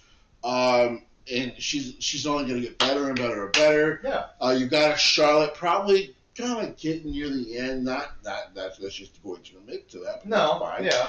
But here's the other thing, Leroy. To your point, not to interrupt you, Jesse. Yeah. No. Everyone knows what I'm about to say is true, though. There's a lot more titles for Tiffy coming down the line.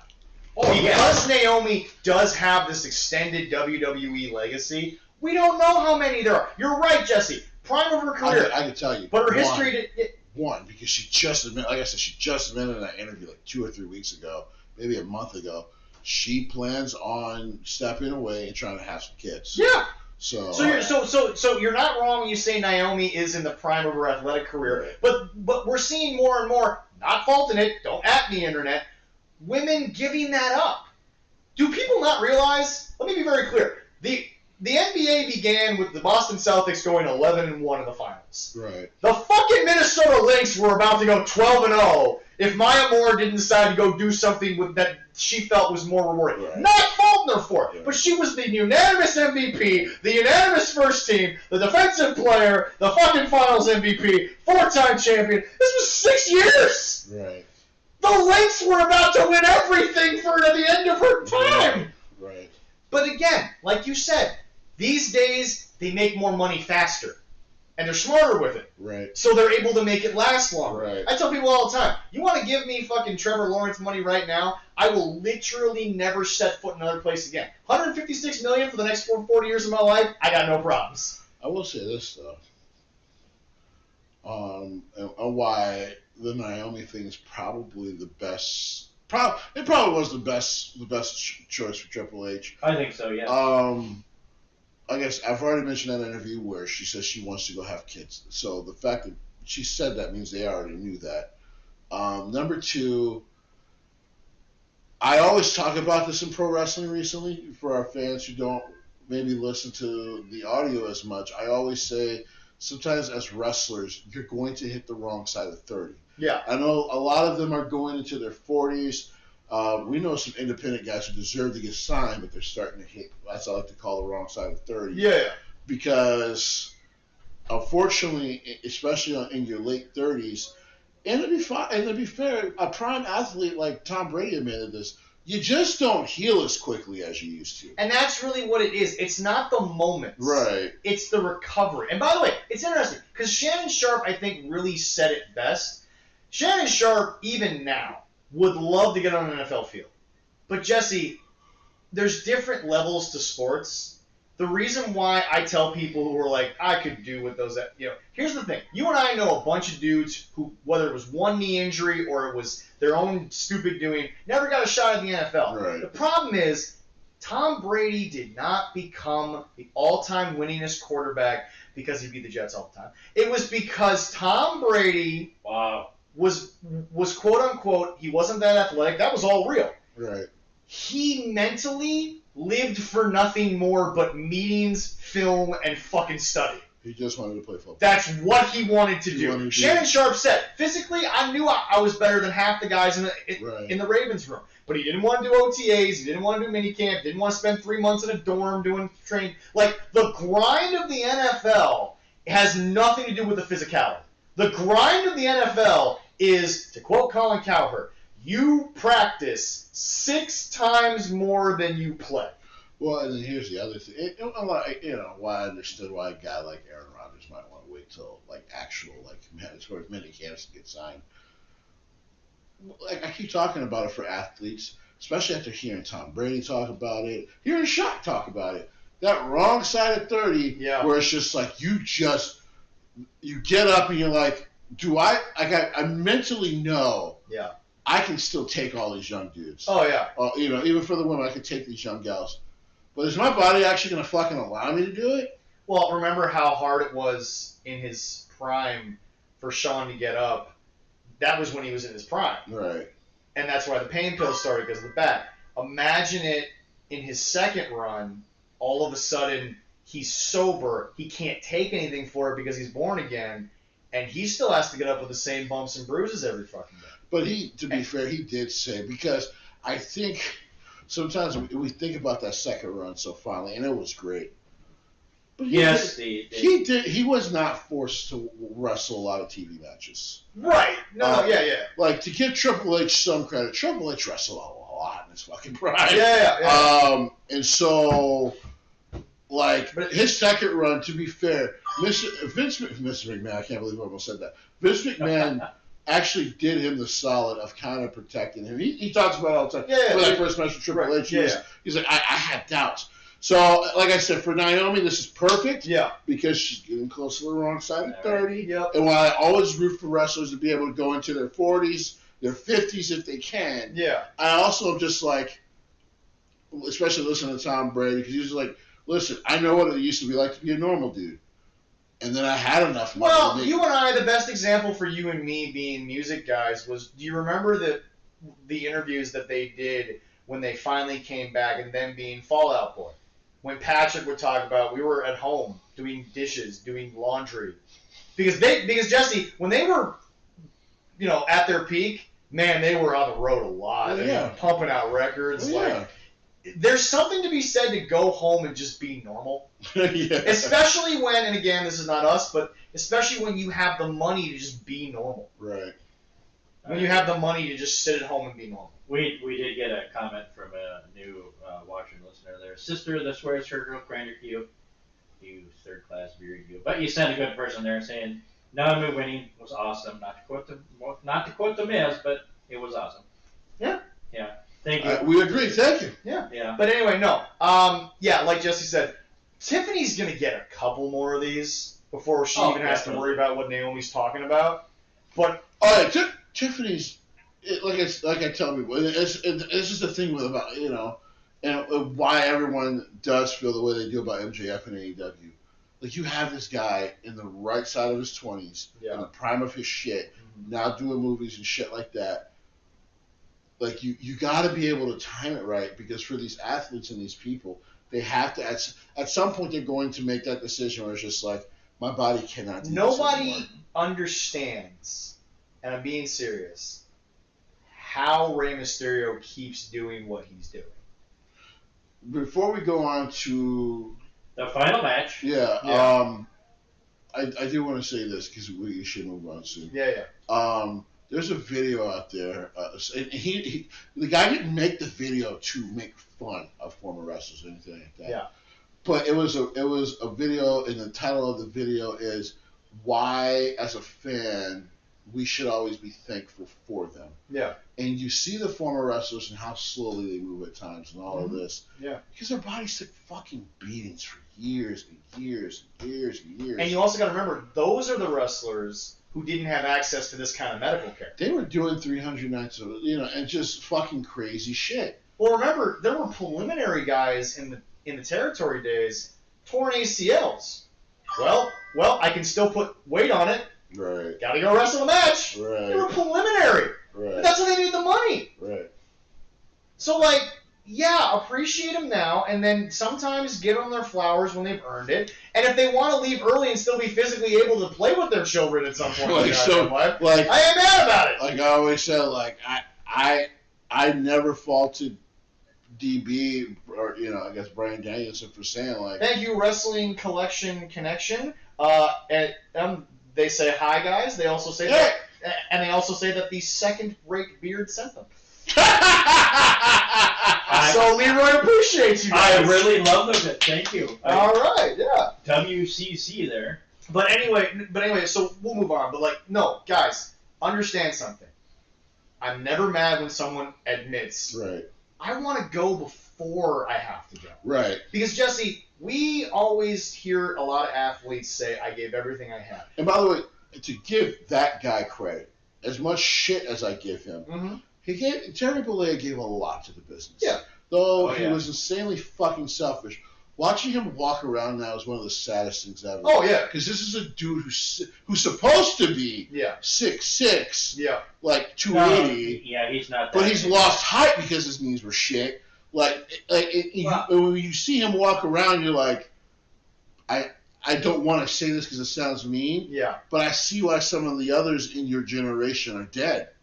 How you guys did all that shit, and now look at them now. It's not good. He lost height because of his knees. Well, that's what I'm saying. Yeah. But also how many back surgeries has he had?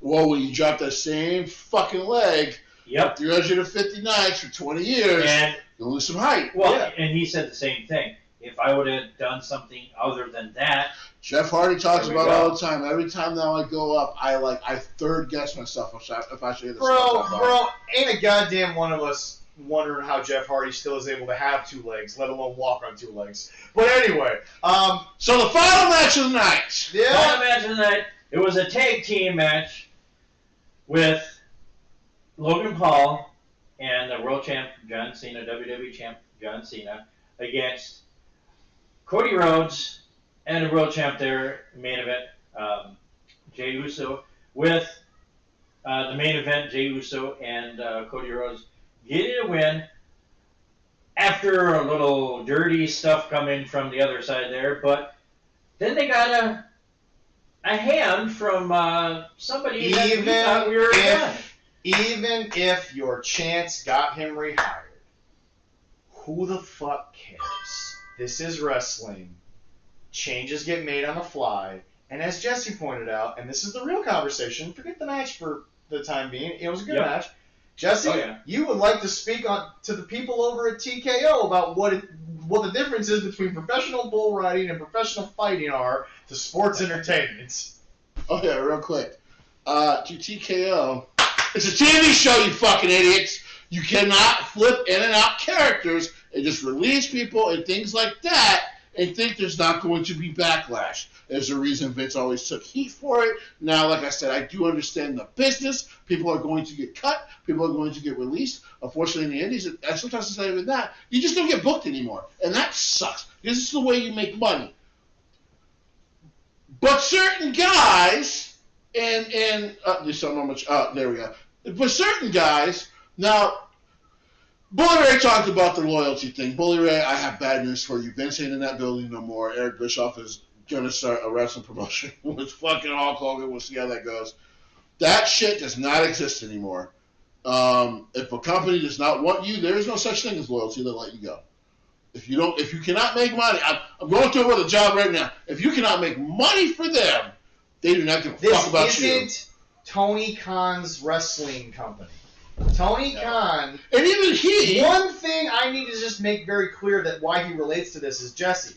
He is holding on because he's not trying to make a dime. Correct. And people got to stop trying to pretend that he's in this for the same reasons why Triple H and TKO are in this. Right. Hell, Triple A, because they made money on the sale. Yeah. You people need to understand. I'm not even ripping into the booking or the personality at this point. He doesn't care if he makes a dime. That's why he can sign a wrestler for 5 years and literally never fucking use them and just send them a check. Now, the one good thing about the existence of AEW, and it is a real thing, is that it can kind of force a company like TKO to understand. You may have to, you got a guy like Roman Reigns, or the rumors out there they want to cut his $20 million salary down. Every time he shows up, you make $100 million. Shut the fuck up and eat it. Yeah.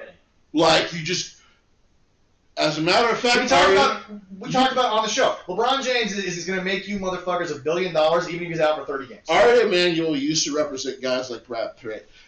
You understand a movie company does not want to pay Brad Pitt $30 million.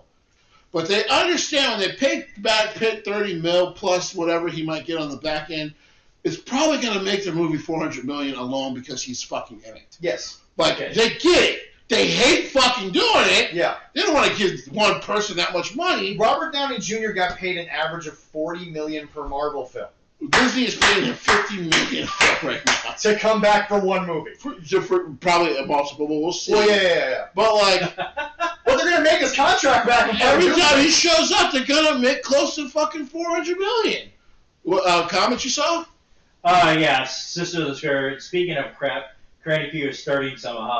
Yeah, he always does because he wants to try to say that he's a better beard than I am. So. We are trying to do a show, and you are trying to have a rivalry. To be fair, oh no, he's doing it. Cranny Q is probably starting to shit, but he's also a Raven fan. They're depressed. So it's really as much as I love Cranny Q, it's really all they can do. It's a Ravens quarterback contract year. It's never a good time to be a Raven.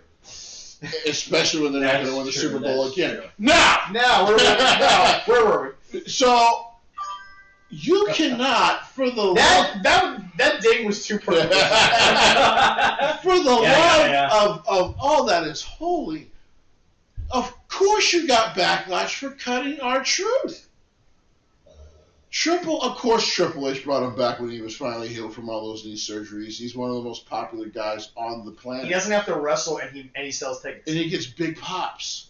Oh yeah. The biggest mistake I think WWE has ever made with R-Truth was, why not just advertise R-Truth will be there? That's going to bring a million people to. Because he's great. Even if he wasn't going to wrestle. Just the mere mention of his name being on the show. See, that's the problem with R-Truth. All of this stuff were like surprises, so there were clips after the fact. Right. All you had to do was advertise, Ron will be on the show. Right. I think people are going to watch 2 hours to see what he does. He's great. But rumor is saying is like he's not going to be R-Truth. He's going to be Ron Killings. Yes, he's coming back as Ron Killings. Ron Killings, which is it's a different change. And by the way, character, right?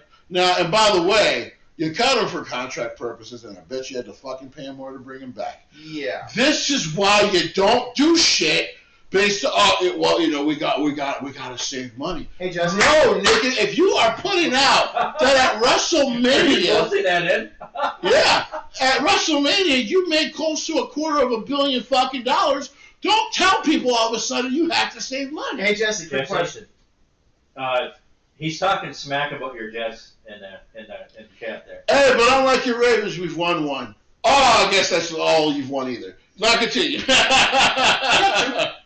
Oh, they have one. Ravens? They got 2. One. No, they got 1. No, John Harbaugh never won. Am I the only person that remembers the game 2 versus the 49ers? Oh, fuck, they did win a second. With former. Thank God I'm on this show. Yeah, sorry. Someone's got to have the knowledge on this show. M&T Bank is not a real fucking bank. Now go ahead. I like that. But no, Jesse. This is close. New York is a better city. Go ahead. How many more millions of dollars would Jerry Jones have saved if he just would have signed Dak earlier than all the other people. I can't even talk about his contract anymore. Exactly. 'Cause he would have saved millions of dollars. Tens of millions of dollars. With R-Truth, to your point. And by the way, probably would have been coming out of contract year this year. Yeah. He could have drafted a quarterback. Yeah, Jesse, R-Truth would have signed for less money on a renegotiation than you want me back? Well, the price went up. Right. It looks like everybody. You've done that in your life, Jesse. People cut you, and all of a sudden you're like, I'll come back. But that price you were offering to keep me originally, don't work for me no more. Well, rumor is that Khan is the one that actually contacted R-Truth, Ron, and said, hey, we want you back. Oh, Nick? And, and then he said, we're going to renegotiate and sign a contract and get you back. Like I said, he didn't come back for less. That's what I know. Oh, no. So, like, in every which way, Ron plays a great comedic guy. He ain't no dummy. He ain't stupid. No. I don't know. It's like, right now, I don't think he's going to be that comedic. It would probably be more serious for sure. Oh, yeah. But, I cannot, like I tell people, I saw it and I was happy to see it, and then my brain immediately went, this should be a learning experience for TKO about how you treat the WWE from now on. And you cannot treat it like fighters. By the way, what's wrong with that when they're making you more money than UFC? Way more. What's wrong with that? Yeah. You go over to the UFC guys and be like, hey, go learn how to wrestle. Most of them want to go do it anyway because their shit will last longer.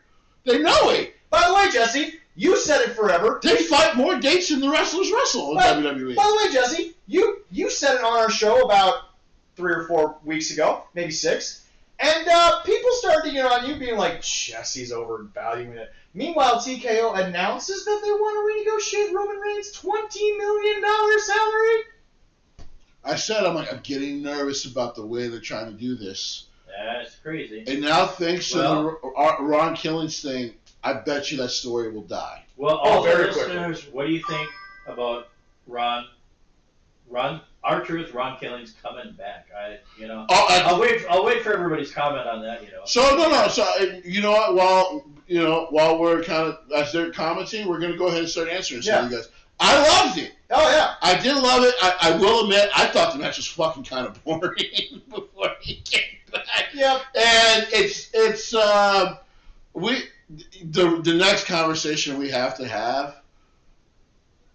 Logan Paul is not ready for the main event. Now, Triple H is smart the way he uses him, but if a main event guy is not leading him, he ain't ready for that shit. No, he's not. This shit was boring. Yeah.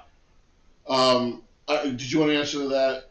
About Ron coming back? Look, guys, Ron is a guy that I've said for years, when he was the comedic guy, it would have been the best 2 months in WWE that year. Now that he's a serious guy and everybody felt the way they did about him and all the wrestlers did what they did, it's going to be the best however long he gets it. Right. Ron Killings is one of the best people to ever be in this business. And by the way, hasn't had to take an unnecessary bump in like 6 years. And by the way, I know Leroy will always talk fondly about first African American to hold the 10 pounds goal, as you should. Oh, God, yeah. But Jesse, there is one belt and one guy who are simpatico perfect for each other that have never happened, and it has to be R-Truth finally getting that championship. I agree.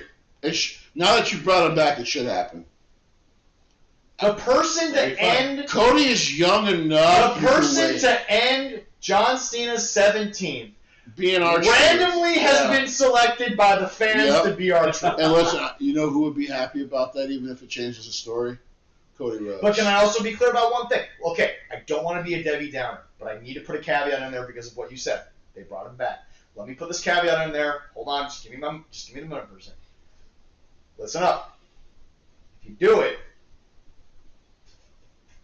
don't fuck it up. I really hope not. Don't be stupid. Don't overdo it. And hold on. You two laugh. I'm not talking to WWE. I'm not talking to TKO.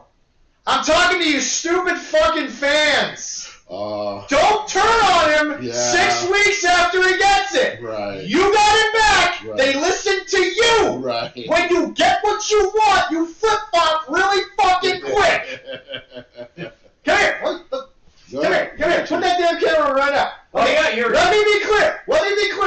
not blown I don't up, have so to be you see, I don't have to be Stephen A. and say put them back on screen because they're on screen. I need to just say it. You're When on these two screen. gentlemen are on screen, let me fucking say this.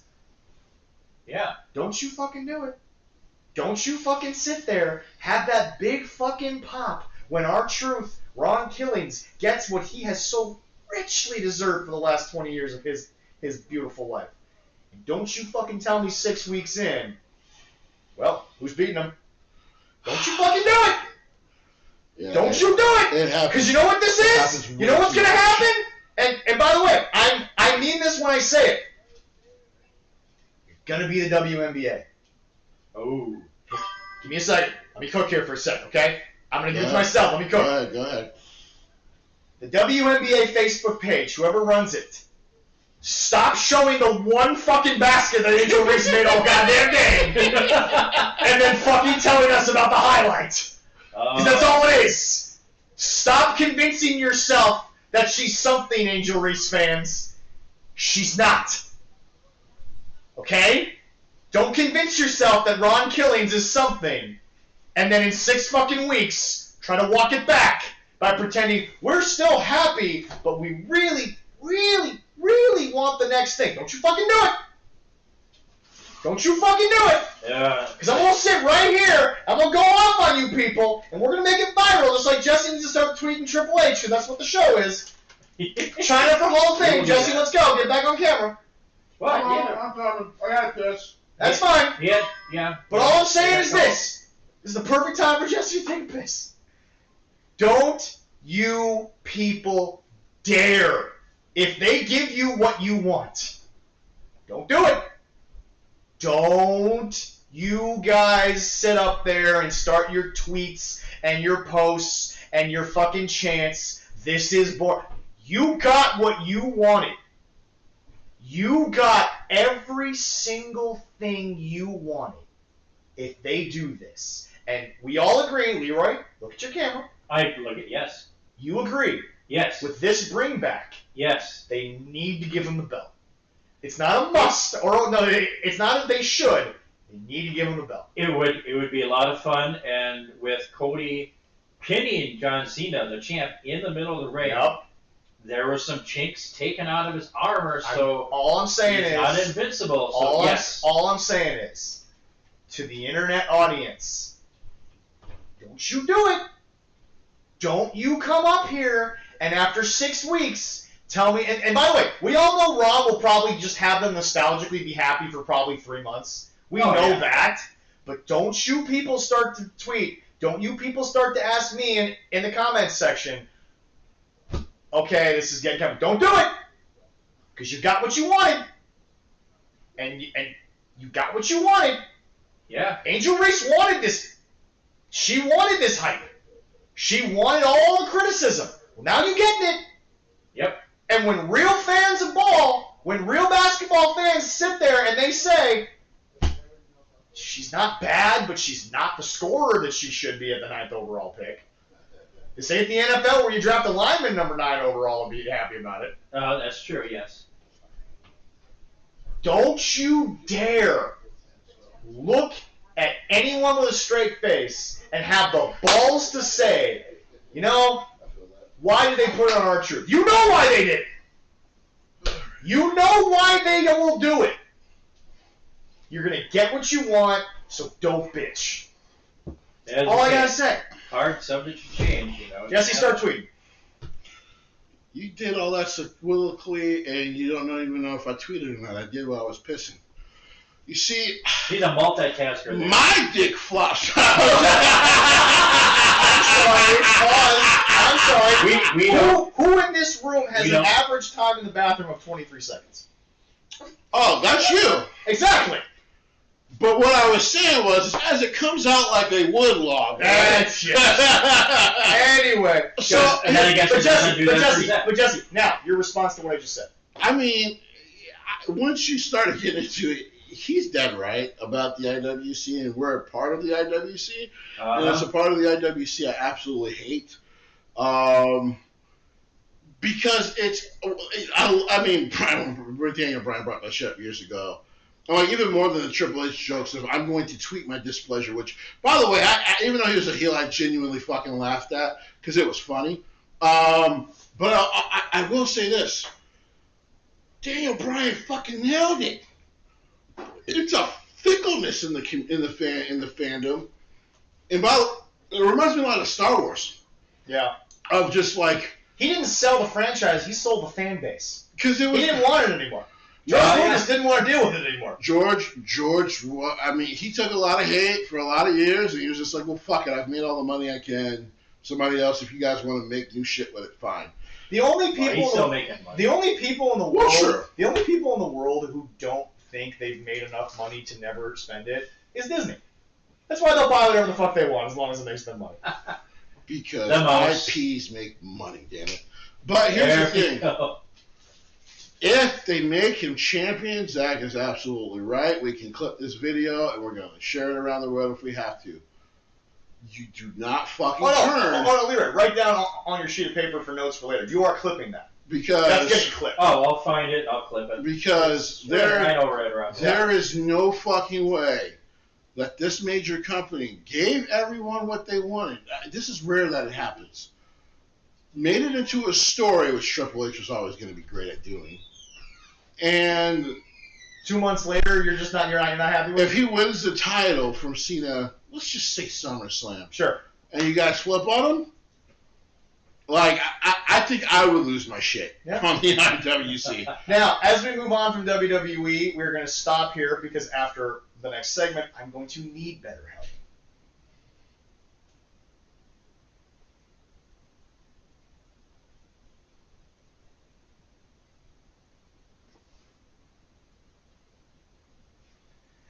All right, Jesse. I'm gonna lay on the couch here. I'm gonna reposition myself. Am I still good on camera? You're still good. Okay, yeah. We can still see your. Okay, perfect. Yeah. All right, Gio. Jesse. Means I'm gonna take a moment. Are we doing Hangman? Ask your questions. Hold on. You got tea? Hold on. This is the new way that therapies. I'm gonna do it. Yeah. This is the new way therapists do therapy. Sure, yeah. Because now they actually have to keep police records. Okay. So. I didn't burn down no house. I didn't sneak into a baby's room. But when we talk about Hangman, we got to talk about you maybe doing that. Oh, jeez. Okay. This is like an adventure trying to get out of here. So, the chair you can at least push in. Yeah, like, so you got some. All right, turn it around first. All right. Okay. Go ahead. Without. So. Go ahead. The weight. It's the weight. It's okay. We'll all get there. I got a chubby. Yeah, it's all right. We just started the show late today. That's all. That's all. And he's got a lot of weight. Yep. So here's the thing. For those who do not know, we've been going back and forth about Hangman Adam Page for a while. Only because I, Jesse Stowe, believe that, for myself, that he's turned a corner in his character. He's definitely gotten better in his promos to me. But his matches were always phenomenal. He's a phenomenal in-ring competitor, right? My opinion finally turned on him as a performer, thanks to the stuff with Swerve. Now, there was some stuff I still thought needed a lot of work. I thought some of the stuff was a bad idea, like hanging a black man twice on fucking television. I digress. But I know he's called Hangman, but you shouldn't probably be literally hanging a black man in this country anytime. Okay. Zach, on the other hand, fucking hates Hangman Adam Page. I would call this the kind of hate, as black people we call it in the community. It's on-site hate. It's the kind of hate that's Jack Perry. Oh, I guess that's Jack Perry. It's. But to be fair, I wouldn't be able to see him coming. We'll call it Jim Cornette piss on the grave hate. How about that? That's still. Yeah. Is that still strong? Okay, that's still strong. That's very strong. Let's call it. Let's call it the so-called anti-woke people hating Disney hate. We can call it that. Okay, that's fine. All right, but yours is very real, to be fair to you. So one of his issues has been the fact that he thinks he's a. Now, to be fair, he's correct that thanks to Hangman Adam Page, the biggest star the company has ever had is now one of the biggest stars in their competitor, making millions for the competitor. And that's... Nightly making millions for the competitor. And that's fair. That's fact. That happened. Okay? So, but I wanted to turn my questions to Zach here because I think he's become a viable enough babyface. For those who don't know, he's getting a world championship match at the biggest show AEW does, All In. And I believe he has to win this title because if they keep it on Moxley, boy, have they self-destructed their own main event scene, which has suffered. Which I will actually agree to. But let's ask the question that needs to be asked after months and months of this debate. Why do you think Hangman Adam Page should step on a Lego and then stub his toe? Go ahead. Hangman Adam Page is the perfect example of what this company needs to be a champion. The problem is, Hangman Adam Page shouldn't be the champion for growth. Different conversation. This is a different type of healing. Okay. Adam Page, to me, in ring, didn't mind him in Ring of Honor. Correct. He was coming up. He was learning from Right. people. When he was in Bullet Club, he didn't listen to Matty and Nick as much. But since he's gotten there, since he's been part of this, he's the 7th most important member of the Elite. Cody's still in that, by the way, for those of you who don't want to admit that. He is another one of those classic, he can go in the ring, he learned how to work. I'm not even going to be the guy who says he just knows how to do moves. He learned how to work. Right. Okay. There's not, Jesse, there is not an ounce of me who believes a goddamn word he says. Okay. Why is this? It is so fake.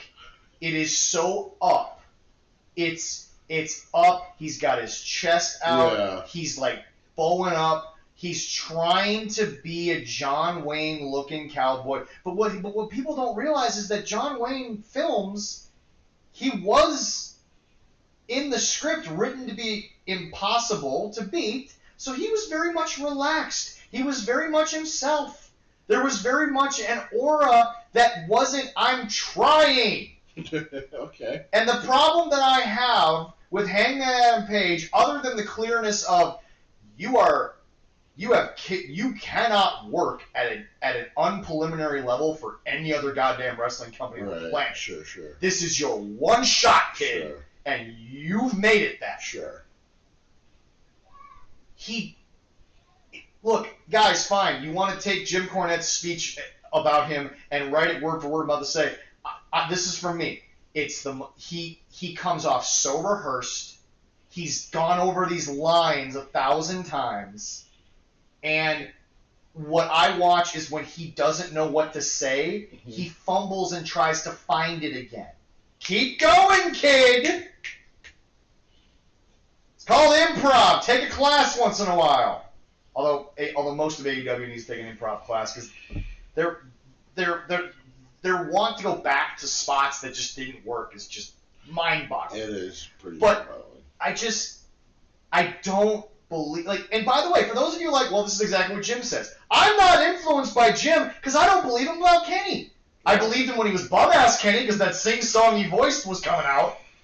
I believed bum-ass Kenny had the breathy. I didn't like Vagabond Kenny. The breathy, sing-songy pro. That I believed, but not current Kenny. I have never believed from the moment he got to All Elite Wrestling that Hangman Adam Page is believable other than a guy, and guess what? I know many people who are better than you at promo and can work. Maybe they don't have as much TV experience as you. They can do what you do, which is, quote, just go out there and work. Right. They can just go out there and work. and not have to convince people, whether it's a negative way or a positive way.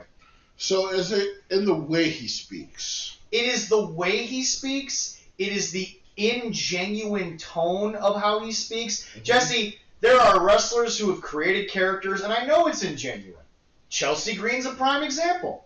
But Chelsea Green is committing. She's all in. Right. It seems like he's holding back because he's like, well, this is what my character is supposed to do. Bro, this is improv entertainment at its finest. I want to throw a name at you. Okay. Because I think this guy is very guilty of not being able to speak Okay. at all. Mm-hmm. Unfortunately, it's an AEW guy. Okay. Yeah.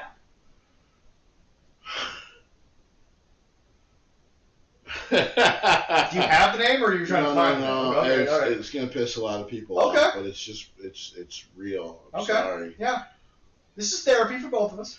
John Moxley. Oh, Jesse. John Moxley is an absolute Jesse, terrible there's fucking not a promo. goddamn person in this world that thinks that John Moxley goes home and says the same shit that he does. I don't believe that about Hangman either, mostly because of the butterfly genes on his ass cheeks. So what I was getting at with John Moxley, though, is It happened! What do you want from me? I know. you listen to John Moxley cut a promo about the realness of life and the bleedings of how he's champion and the blood, and bloody blood. You listen to that, and as stupid as it is, you just go, ah. But you listen to Hangman and you get pissed. Because I listen to John Moxley and I go, Okay. wow, that's the world champion. Okay. Yeah, somebody okay. should have given us. Here's the thing. Here's the thing. What bothers me That was wife right for it. is that Hangman Adam Page also doesn't realize, Mm-hmm. and I don't care what anyone wants to say. If you're still in the live chat, fuck me up. I don't care. He I think so. is the I need guy. light over here. He's the guy that dude that I argued on fucking Facebook. By the way, folks, I didn't argue for 7 hours. He kept commenting for 7 hours. I finally literally said in the comment that I'm going to bed, bro. Good night. He's the guy who fucked it up. He's the guy who proved once and for all that this fucking company is not the company to save the wrestling business. He's the guy who fucked it up, and he doesn't get... Look, Stephen A. said it live on First Take. I understand that we don't need the fucking defensive coordinator of the Atlanta Falcons to lose his job over something that he clearly had nothing to do with. Right. He was by proxy a problem, but every fucking defensive coordinator in the goddamn NFL leaves an iPad open and their kids don't fucking take phone numbers out of it. The kid needed to be put on television. Yeah. The picture needed to be up. Yeah. Because sometimes you need to be embarrassed in life. Now, yeah, what he did, I watched, technically took 10 seconds and was harmless. Right. But it's still not something that you do. Shedeur Sanders was just trying to live out an NFL dream. His daddy is who he is. Fuck off, NFL. Get over it. But you had... for those who don't know, he's already climbed to close to number 2 on the depth chart.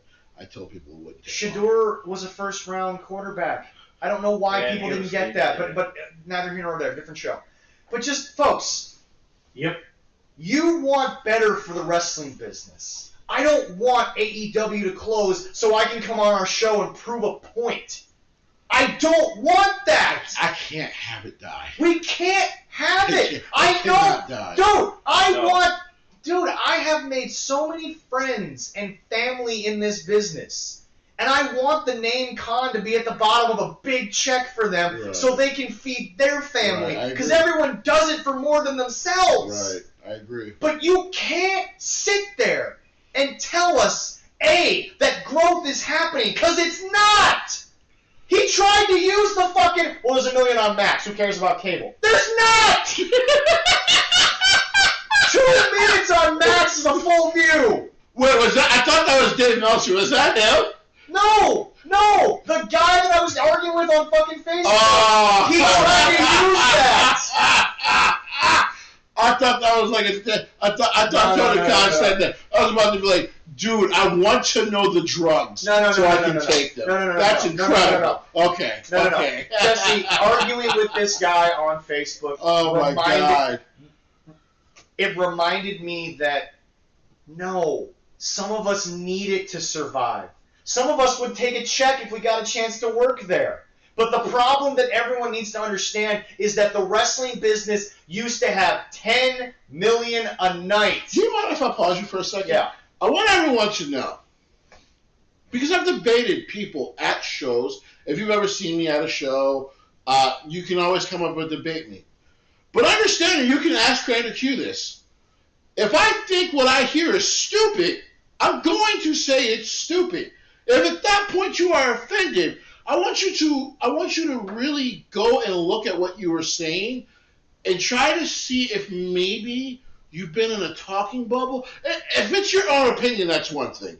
But if I hear something like that has absolutely no numbers and facts behind it, I'm going to call it stupid. But that's my point. This guy right now is the prime example of what a champion for this company should be. Guess what, people? Companies died because of champions like this. They're no longer around. Leroy watched them all. Dewey Corgan's stuck in the middle of he doesn't have a Cody Rhodes, and he knows it. Right. He doesn't have a John Cena, and he knows it. Get over the fact they have potential megastars, but they won't use them. Use them properly because the audience wants Hangman.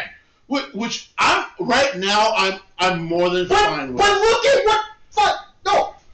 Listen. Stop. It's not growing an audience. No. But it's better than what is there. No, stop. Pause that. No, Pause go that. ahead. Look at how low the bar had to get. You don't think that's bad for wrestling? Look at how low the bar has gotten. We just talked low bars last week. Last week we talked about Anarchy in the Arena, and I said I liked it this time, but the bar is so low, a fucking ant could jump it. But are you gonna sit there? Okay. Quick question. Cody Rhodes better than Hangman Adam Page. Yes. John Cena better than Hangman Adam Page. Jacob Funk 2 better than Hangman Adam Page. Yes. Main event Jey Uso better than Hangman Adam Page. Mm. I got one. That's all I fucking need to prove a point. Yeet. But that's a casual fan. And I get what you're saying by using the casual fan.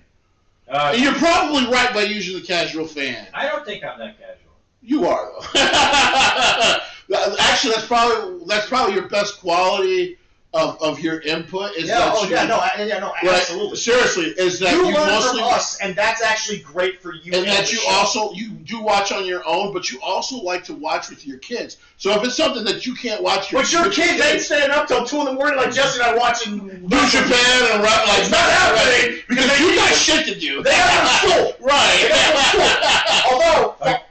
Although fair warning. I'm borrowing your kid one day this summer. We're going to play 17 hours of Marvel Rivals. I went 2-1 with that kid. He's good.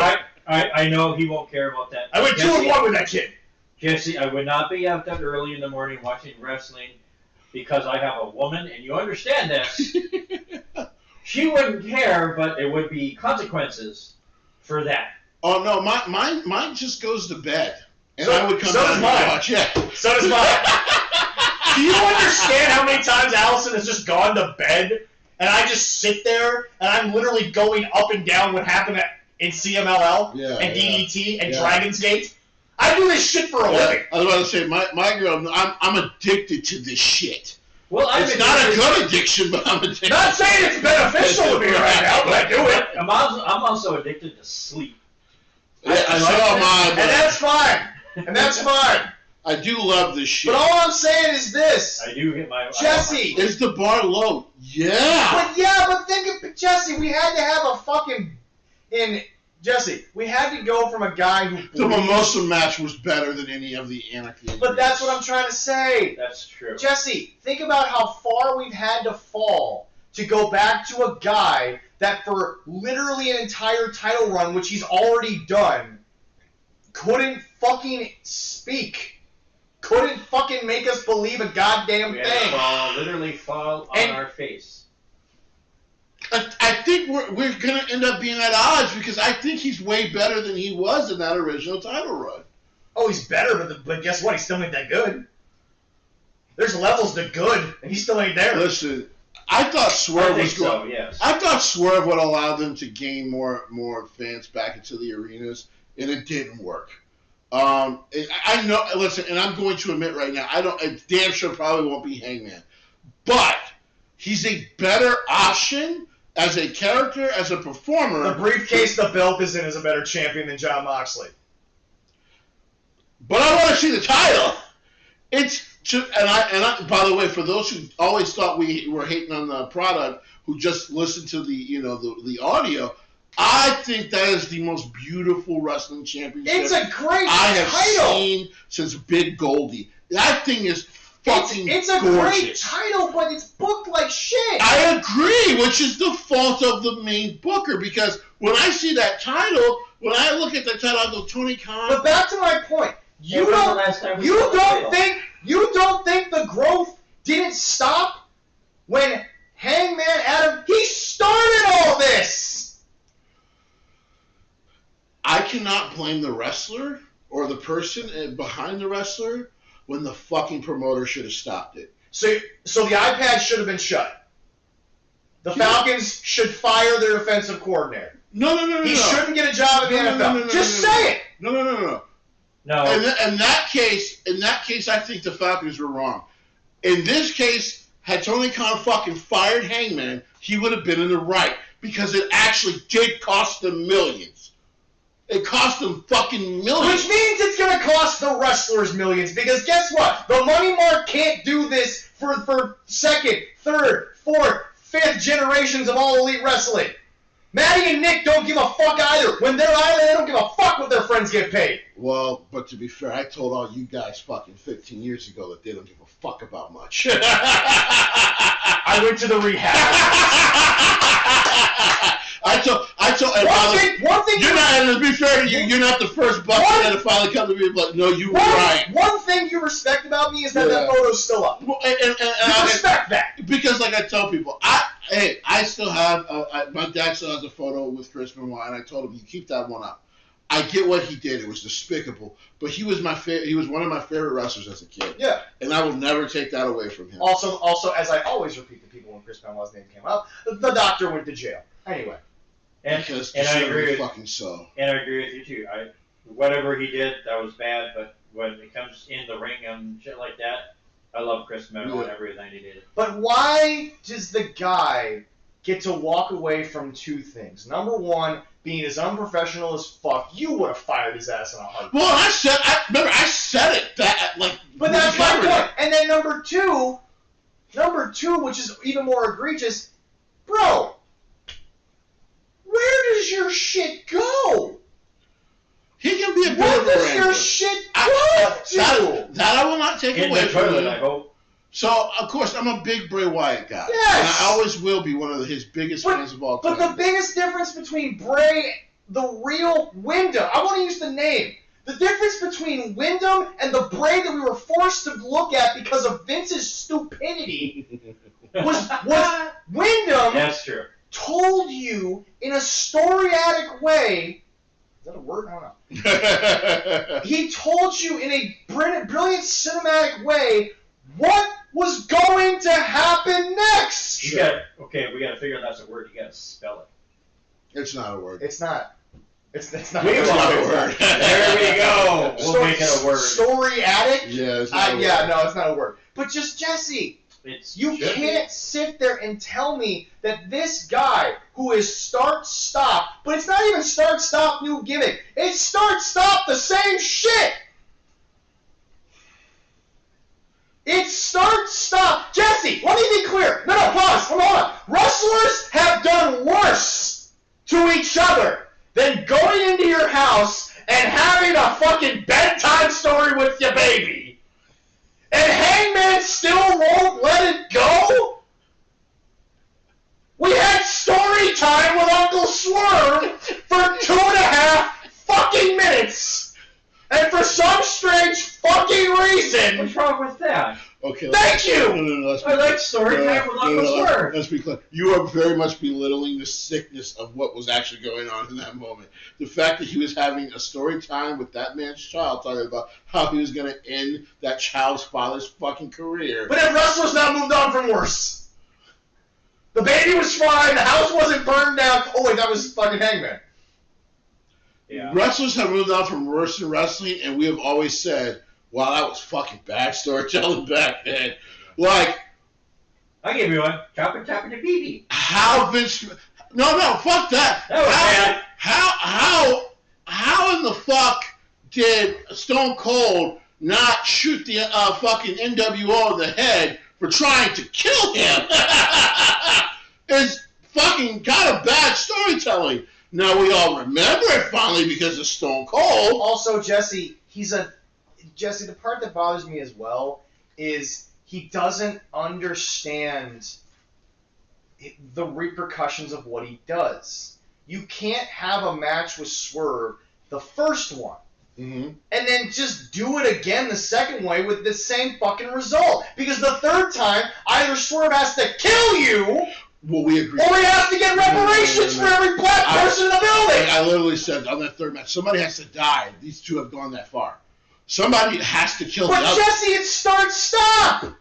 But but here's the thing. You can't do a match like that, which I don't call garbage, but you can't do a match like that and then go back to traditional wrestling and not change your fucking in-ring style of it.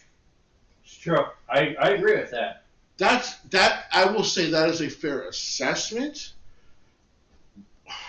I can't believe I'm saying this because I'm not trying to give them an excuse, but it's just so, it's like we talked about with how I view AEW now. It's so ingrained in me to just go, the character's motivations has changed, but the way they wrestle has not. But that's AEW.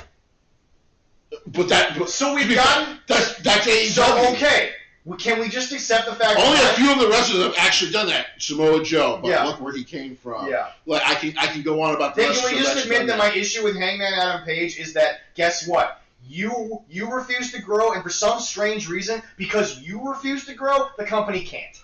But I can't say he refuses to grow when the company can't. Who said I don't need to listen to veterans? He did say that stupid shit 6 years ago. Yes, people say dumb things. But there's clear footage of him. And then when they act on it... But I want to be clear. We call them president. There's...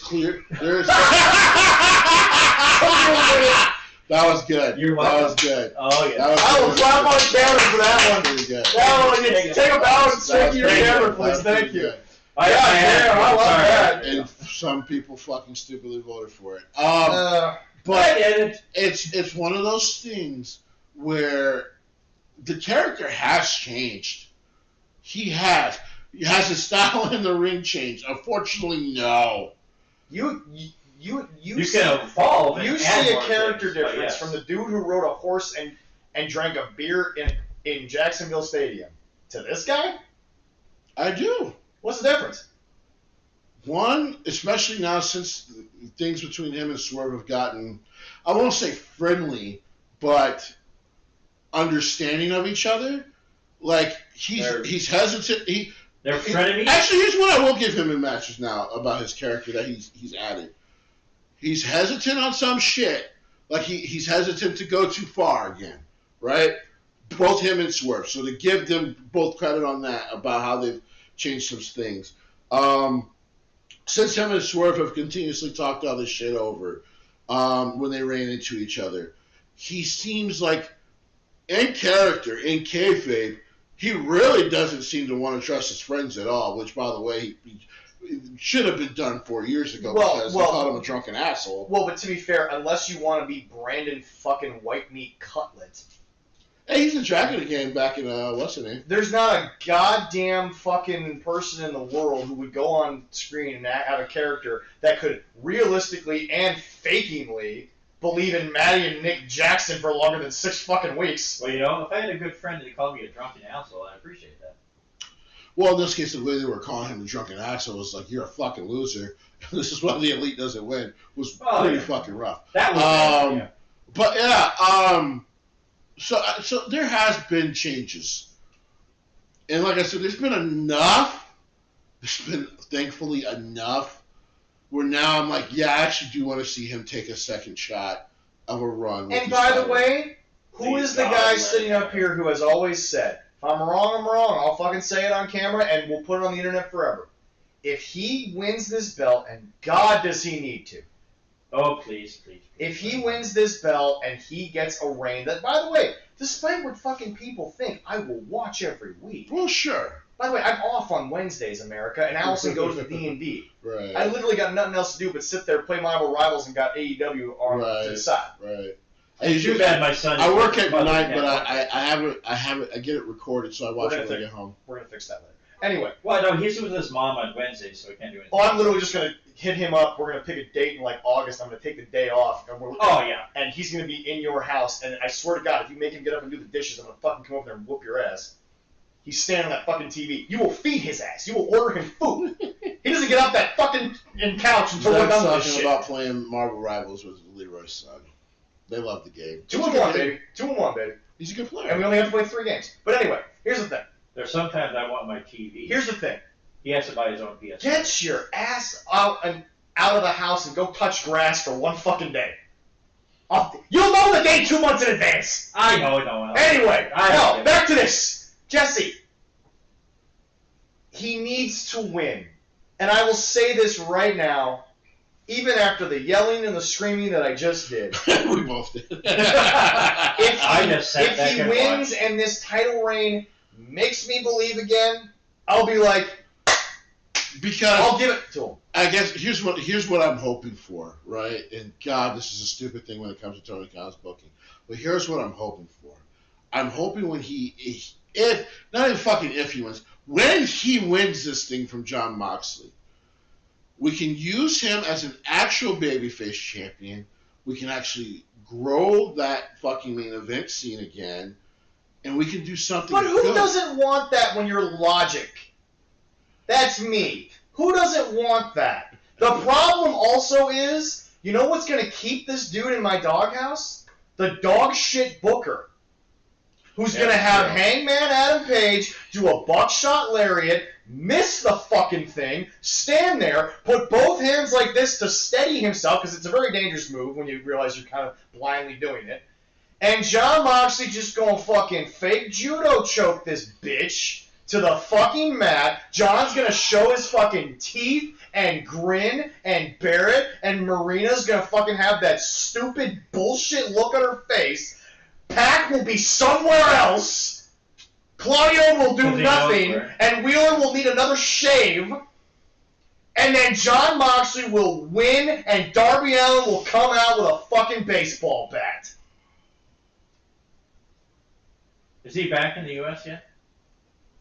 That's the reaction that Jesse hides from the camera when we didn't have cameras. Is the one of, oh shit, that is a 51 to 49% chance of happening over and I don't watch it. Jesse knows it. There ain't no 50-50 booking in this shit. That's true. I'm going to have to agree with you. If this is another guy, he's just going to roll over in favor of waiting for Darby fucking Allin. We're going to make a trip to Jacksonville to slap the shit out of him. I don't want this company to die. But the guy running it damn sure could at that point. Yeah, they got somebody else to run. All right, fine. Instead of talking about AEW, we're going to transition to this before we leave the show. Jesse, hypothetically, don't get up because we want to save the viral clip for when it does happen. Does happen, because you said when Hangman wins. I'm going to say when he loses. What does this do to the company?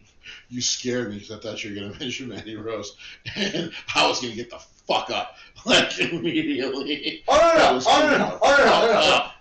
At this point, the entire internet has we'll just get this over with. The entire internet agrees. Bitch, for someone who said you were making way more money, you care a little bit too much about their on-screen product right now. Moving on.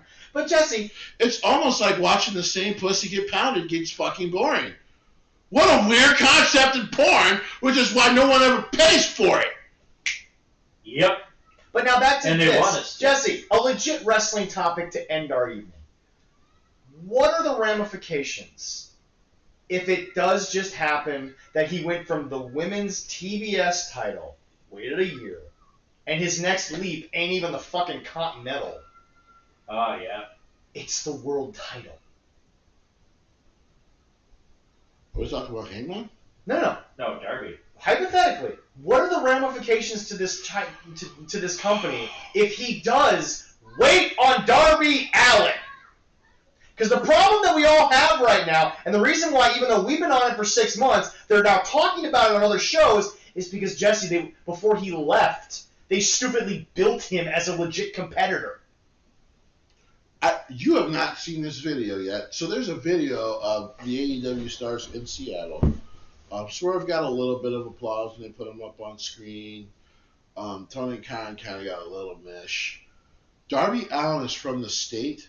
Look at me. Look, Leroy, I mean this. Yeah, I'm looking right at you. He got fucking nothing. Wow. Fucking nothing. He's from there. Got nothing. They don't even know who he is. And Jesse will tell you, Seattle's not a big mindset town. They're a big town, but they all have sort of like small town. But they also know who like their sporting heroes are. Yeah. Because of the small mindset. Like they know who the fuck Bryan Danielson. Now it helps that he was in the biggest wrestling company. Yeah. But like I'm like, how does this happen? They're in their hometown and he gets nothing? Not a single reaction. That's bad. And then you build him for fucking months, knowing, because he gave you a date, knowing he wanted to climb that fucking mountain. Fine. Then don't build a guy who may not come back. Now, he did live through it. Now he's making the trek down. God bless him, he's fine. Listen, the guy's awesome. Seriously, for those who think I didn't want to congratulate Darby Allin, I do. Congratulations. That was brave. Yeah, no. That was awesome. That's a fucking amazing thing to do.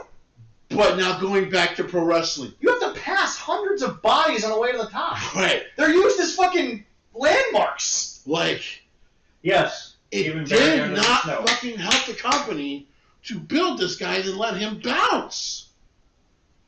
By the way, sounds familiar.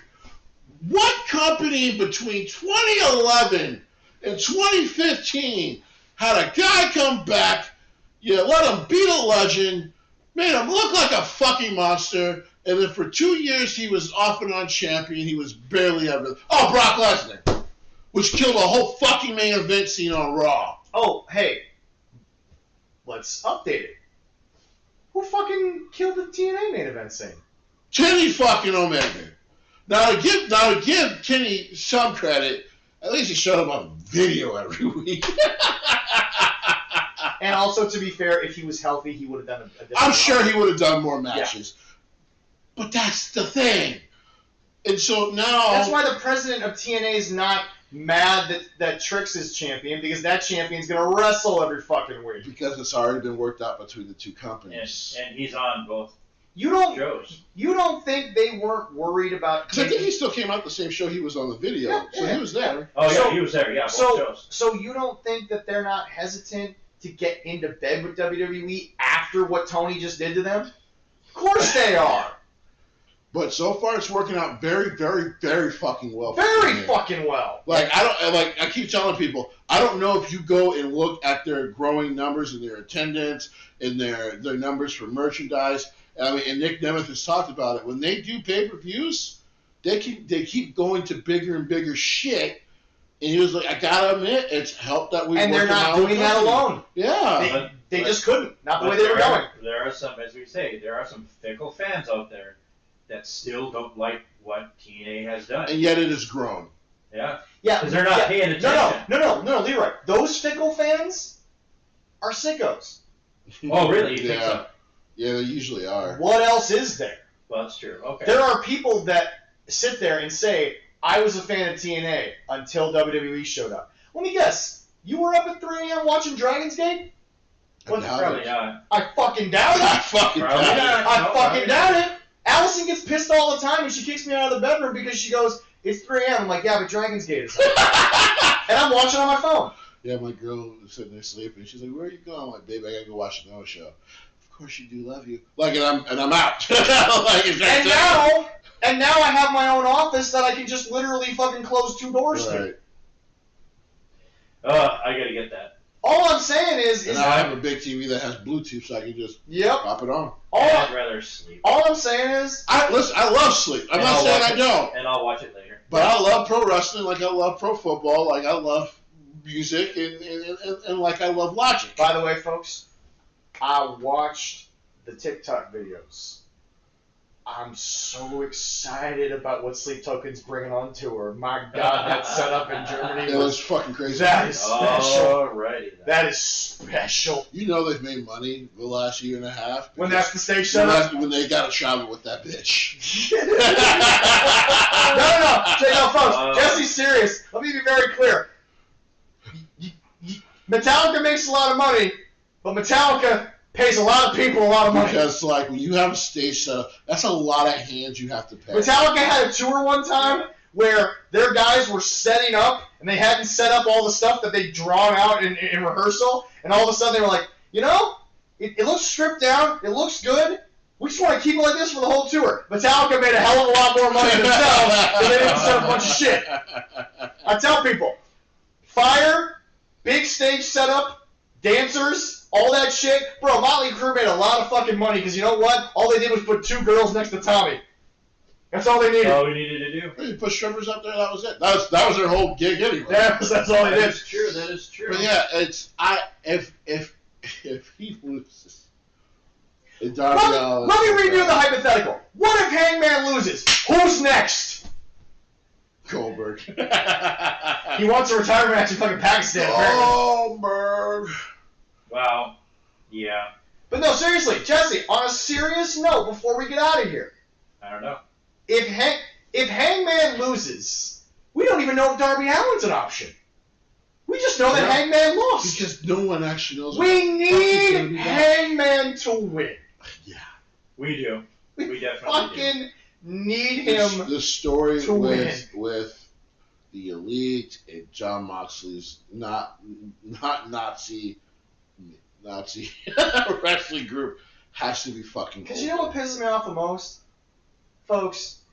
Let's go back to what Jesse was talking about. They lost Anarchy in the Arena. Some people forget that. You want to know why you forget that? Because the next fucking Dynamite, all they did was the same shit they did before Anarchy in the Arena. They went out there and they beat up a bunch of people and then stood tall. And they've been doing it every week since.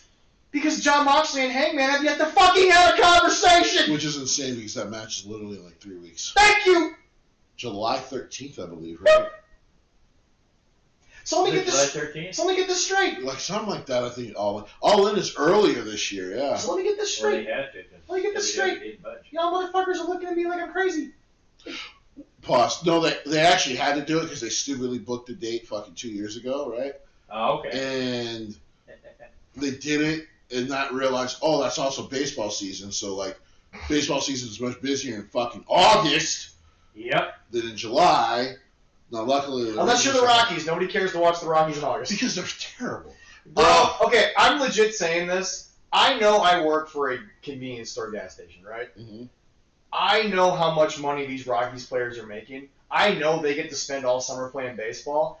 I'll keep my job at the gas station instead of being 12-52. That's true. I always say, like, money can't buy that much happiness. My pride... I ain't got a lot of it, but I got more than 12 and 52. My pride was okay because I could not feel more bad, even though they're millionaires.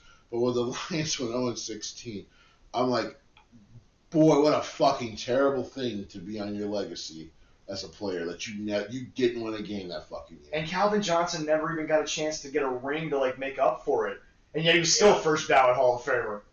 Because he didn't want to get traded. He decided to leave early. So. Yeah, he better fucking win. He better fucking win. And now we circle back to Jesse. All the problems I have can go away if he not only A, wins, but B, has a decent second reign. Oh, like I said, yes, it will depend on the booking, which has been somewhat better, somewhat the same, because Dynamite is half and half most of the time. Even though it's still inconsistent, unfortunately. Yep. And for a guy that's that fucking wealthy, dude, just... And now I get to surprise Jesse with his favorite topic ever to end the show, even Oh, though yeah. because Jesse, this is the encore song that you don't know about. Jesse? Also, another top 5 isn't it? Nope. No. Jesse, we're not going to talk about the whole show. We're going to talk about a 7-second clip that will live in infamy. Okay. You think Will Ospreay knew what he said? You think he knew he done fucked up, bruv? I said last week. I think after he said it. That's what I'm saying! I think I said last week. You don't think he knows what he did? I said last week. The regret will start because guess what? It was Hangman, wasn't fucking you. Jesse, you think he knows what he said? Because I saw it on his face. He walked away from that microphone. He looked Tony Schiavone dead in the eye He and knew he said, fucked up. he knew he fucked up. He knew he fucked up. He knew what he said. I'll tell you one thing. The rest of the British Empire doesn't think they fucked the rest of the world throughout history. That British boy knows exactly what he did. There was regret on his face. Oh, yes. So the comments about the grind, do they still offend you, Will? Because the grind doesn't seem that bad. Does having to buy a house that you can make look any fucking way you want for the amount of money you were going to get paid in Florida or any other non-fucking hurricane-based state in the U.S.? Because guess what? For how much money you were going to get paid, property tax would have meant dick to you. Right. Does any of that still matter? Look, we get it. When Ozzy left the U.S., we all got it. It's hard to live in this fucking country when you look at the idiot that runs it. But hey, Willie boy, Willie Hobbs, big man Willie, Willie Ospreay, Willie Ospreay. Are you really still that offended by it? Because sometimes people don't need to smell the bullshit. You just shit yourself on live television. Oh, yeah. Listen, and I want everyone to know, on camera, I am not rooting for Will Ospreay's downfall. I still have 2 pieces of memorabilia in my room right now. I love the guy. Mm-hmm. But sometimes karma says you get what you fucking deserve. It's his contract, it's his life. That's true. But sometimes you get what you fucking deserve. Is living in the U.S. for 2 months out of the year when you're in the middle of a big Hey, storm. Will Ospreay, you should give Colby Lopez a call. Because all that shit for all those years didn't work out for him either. So, good luck, buddy. Good luck.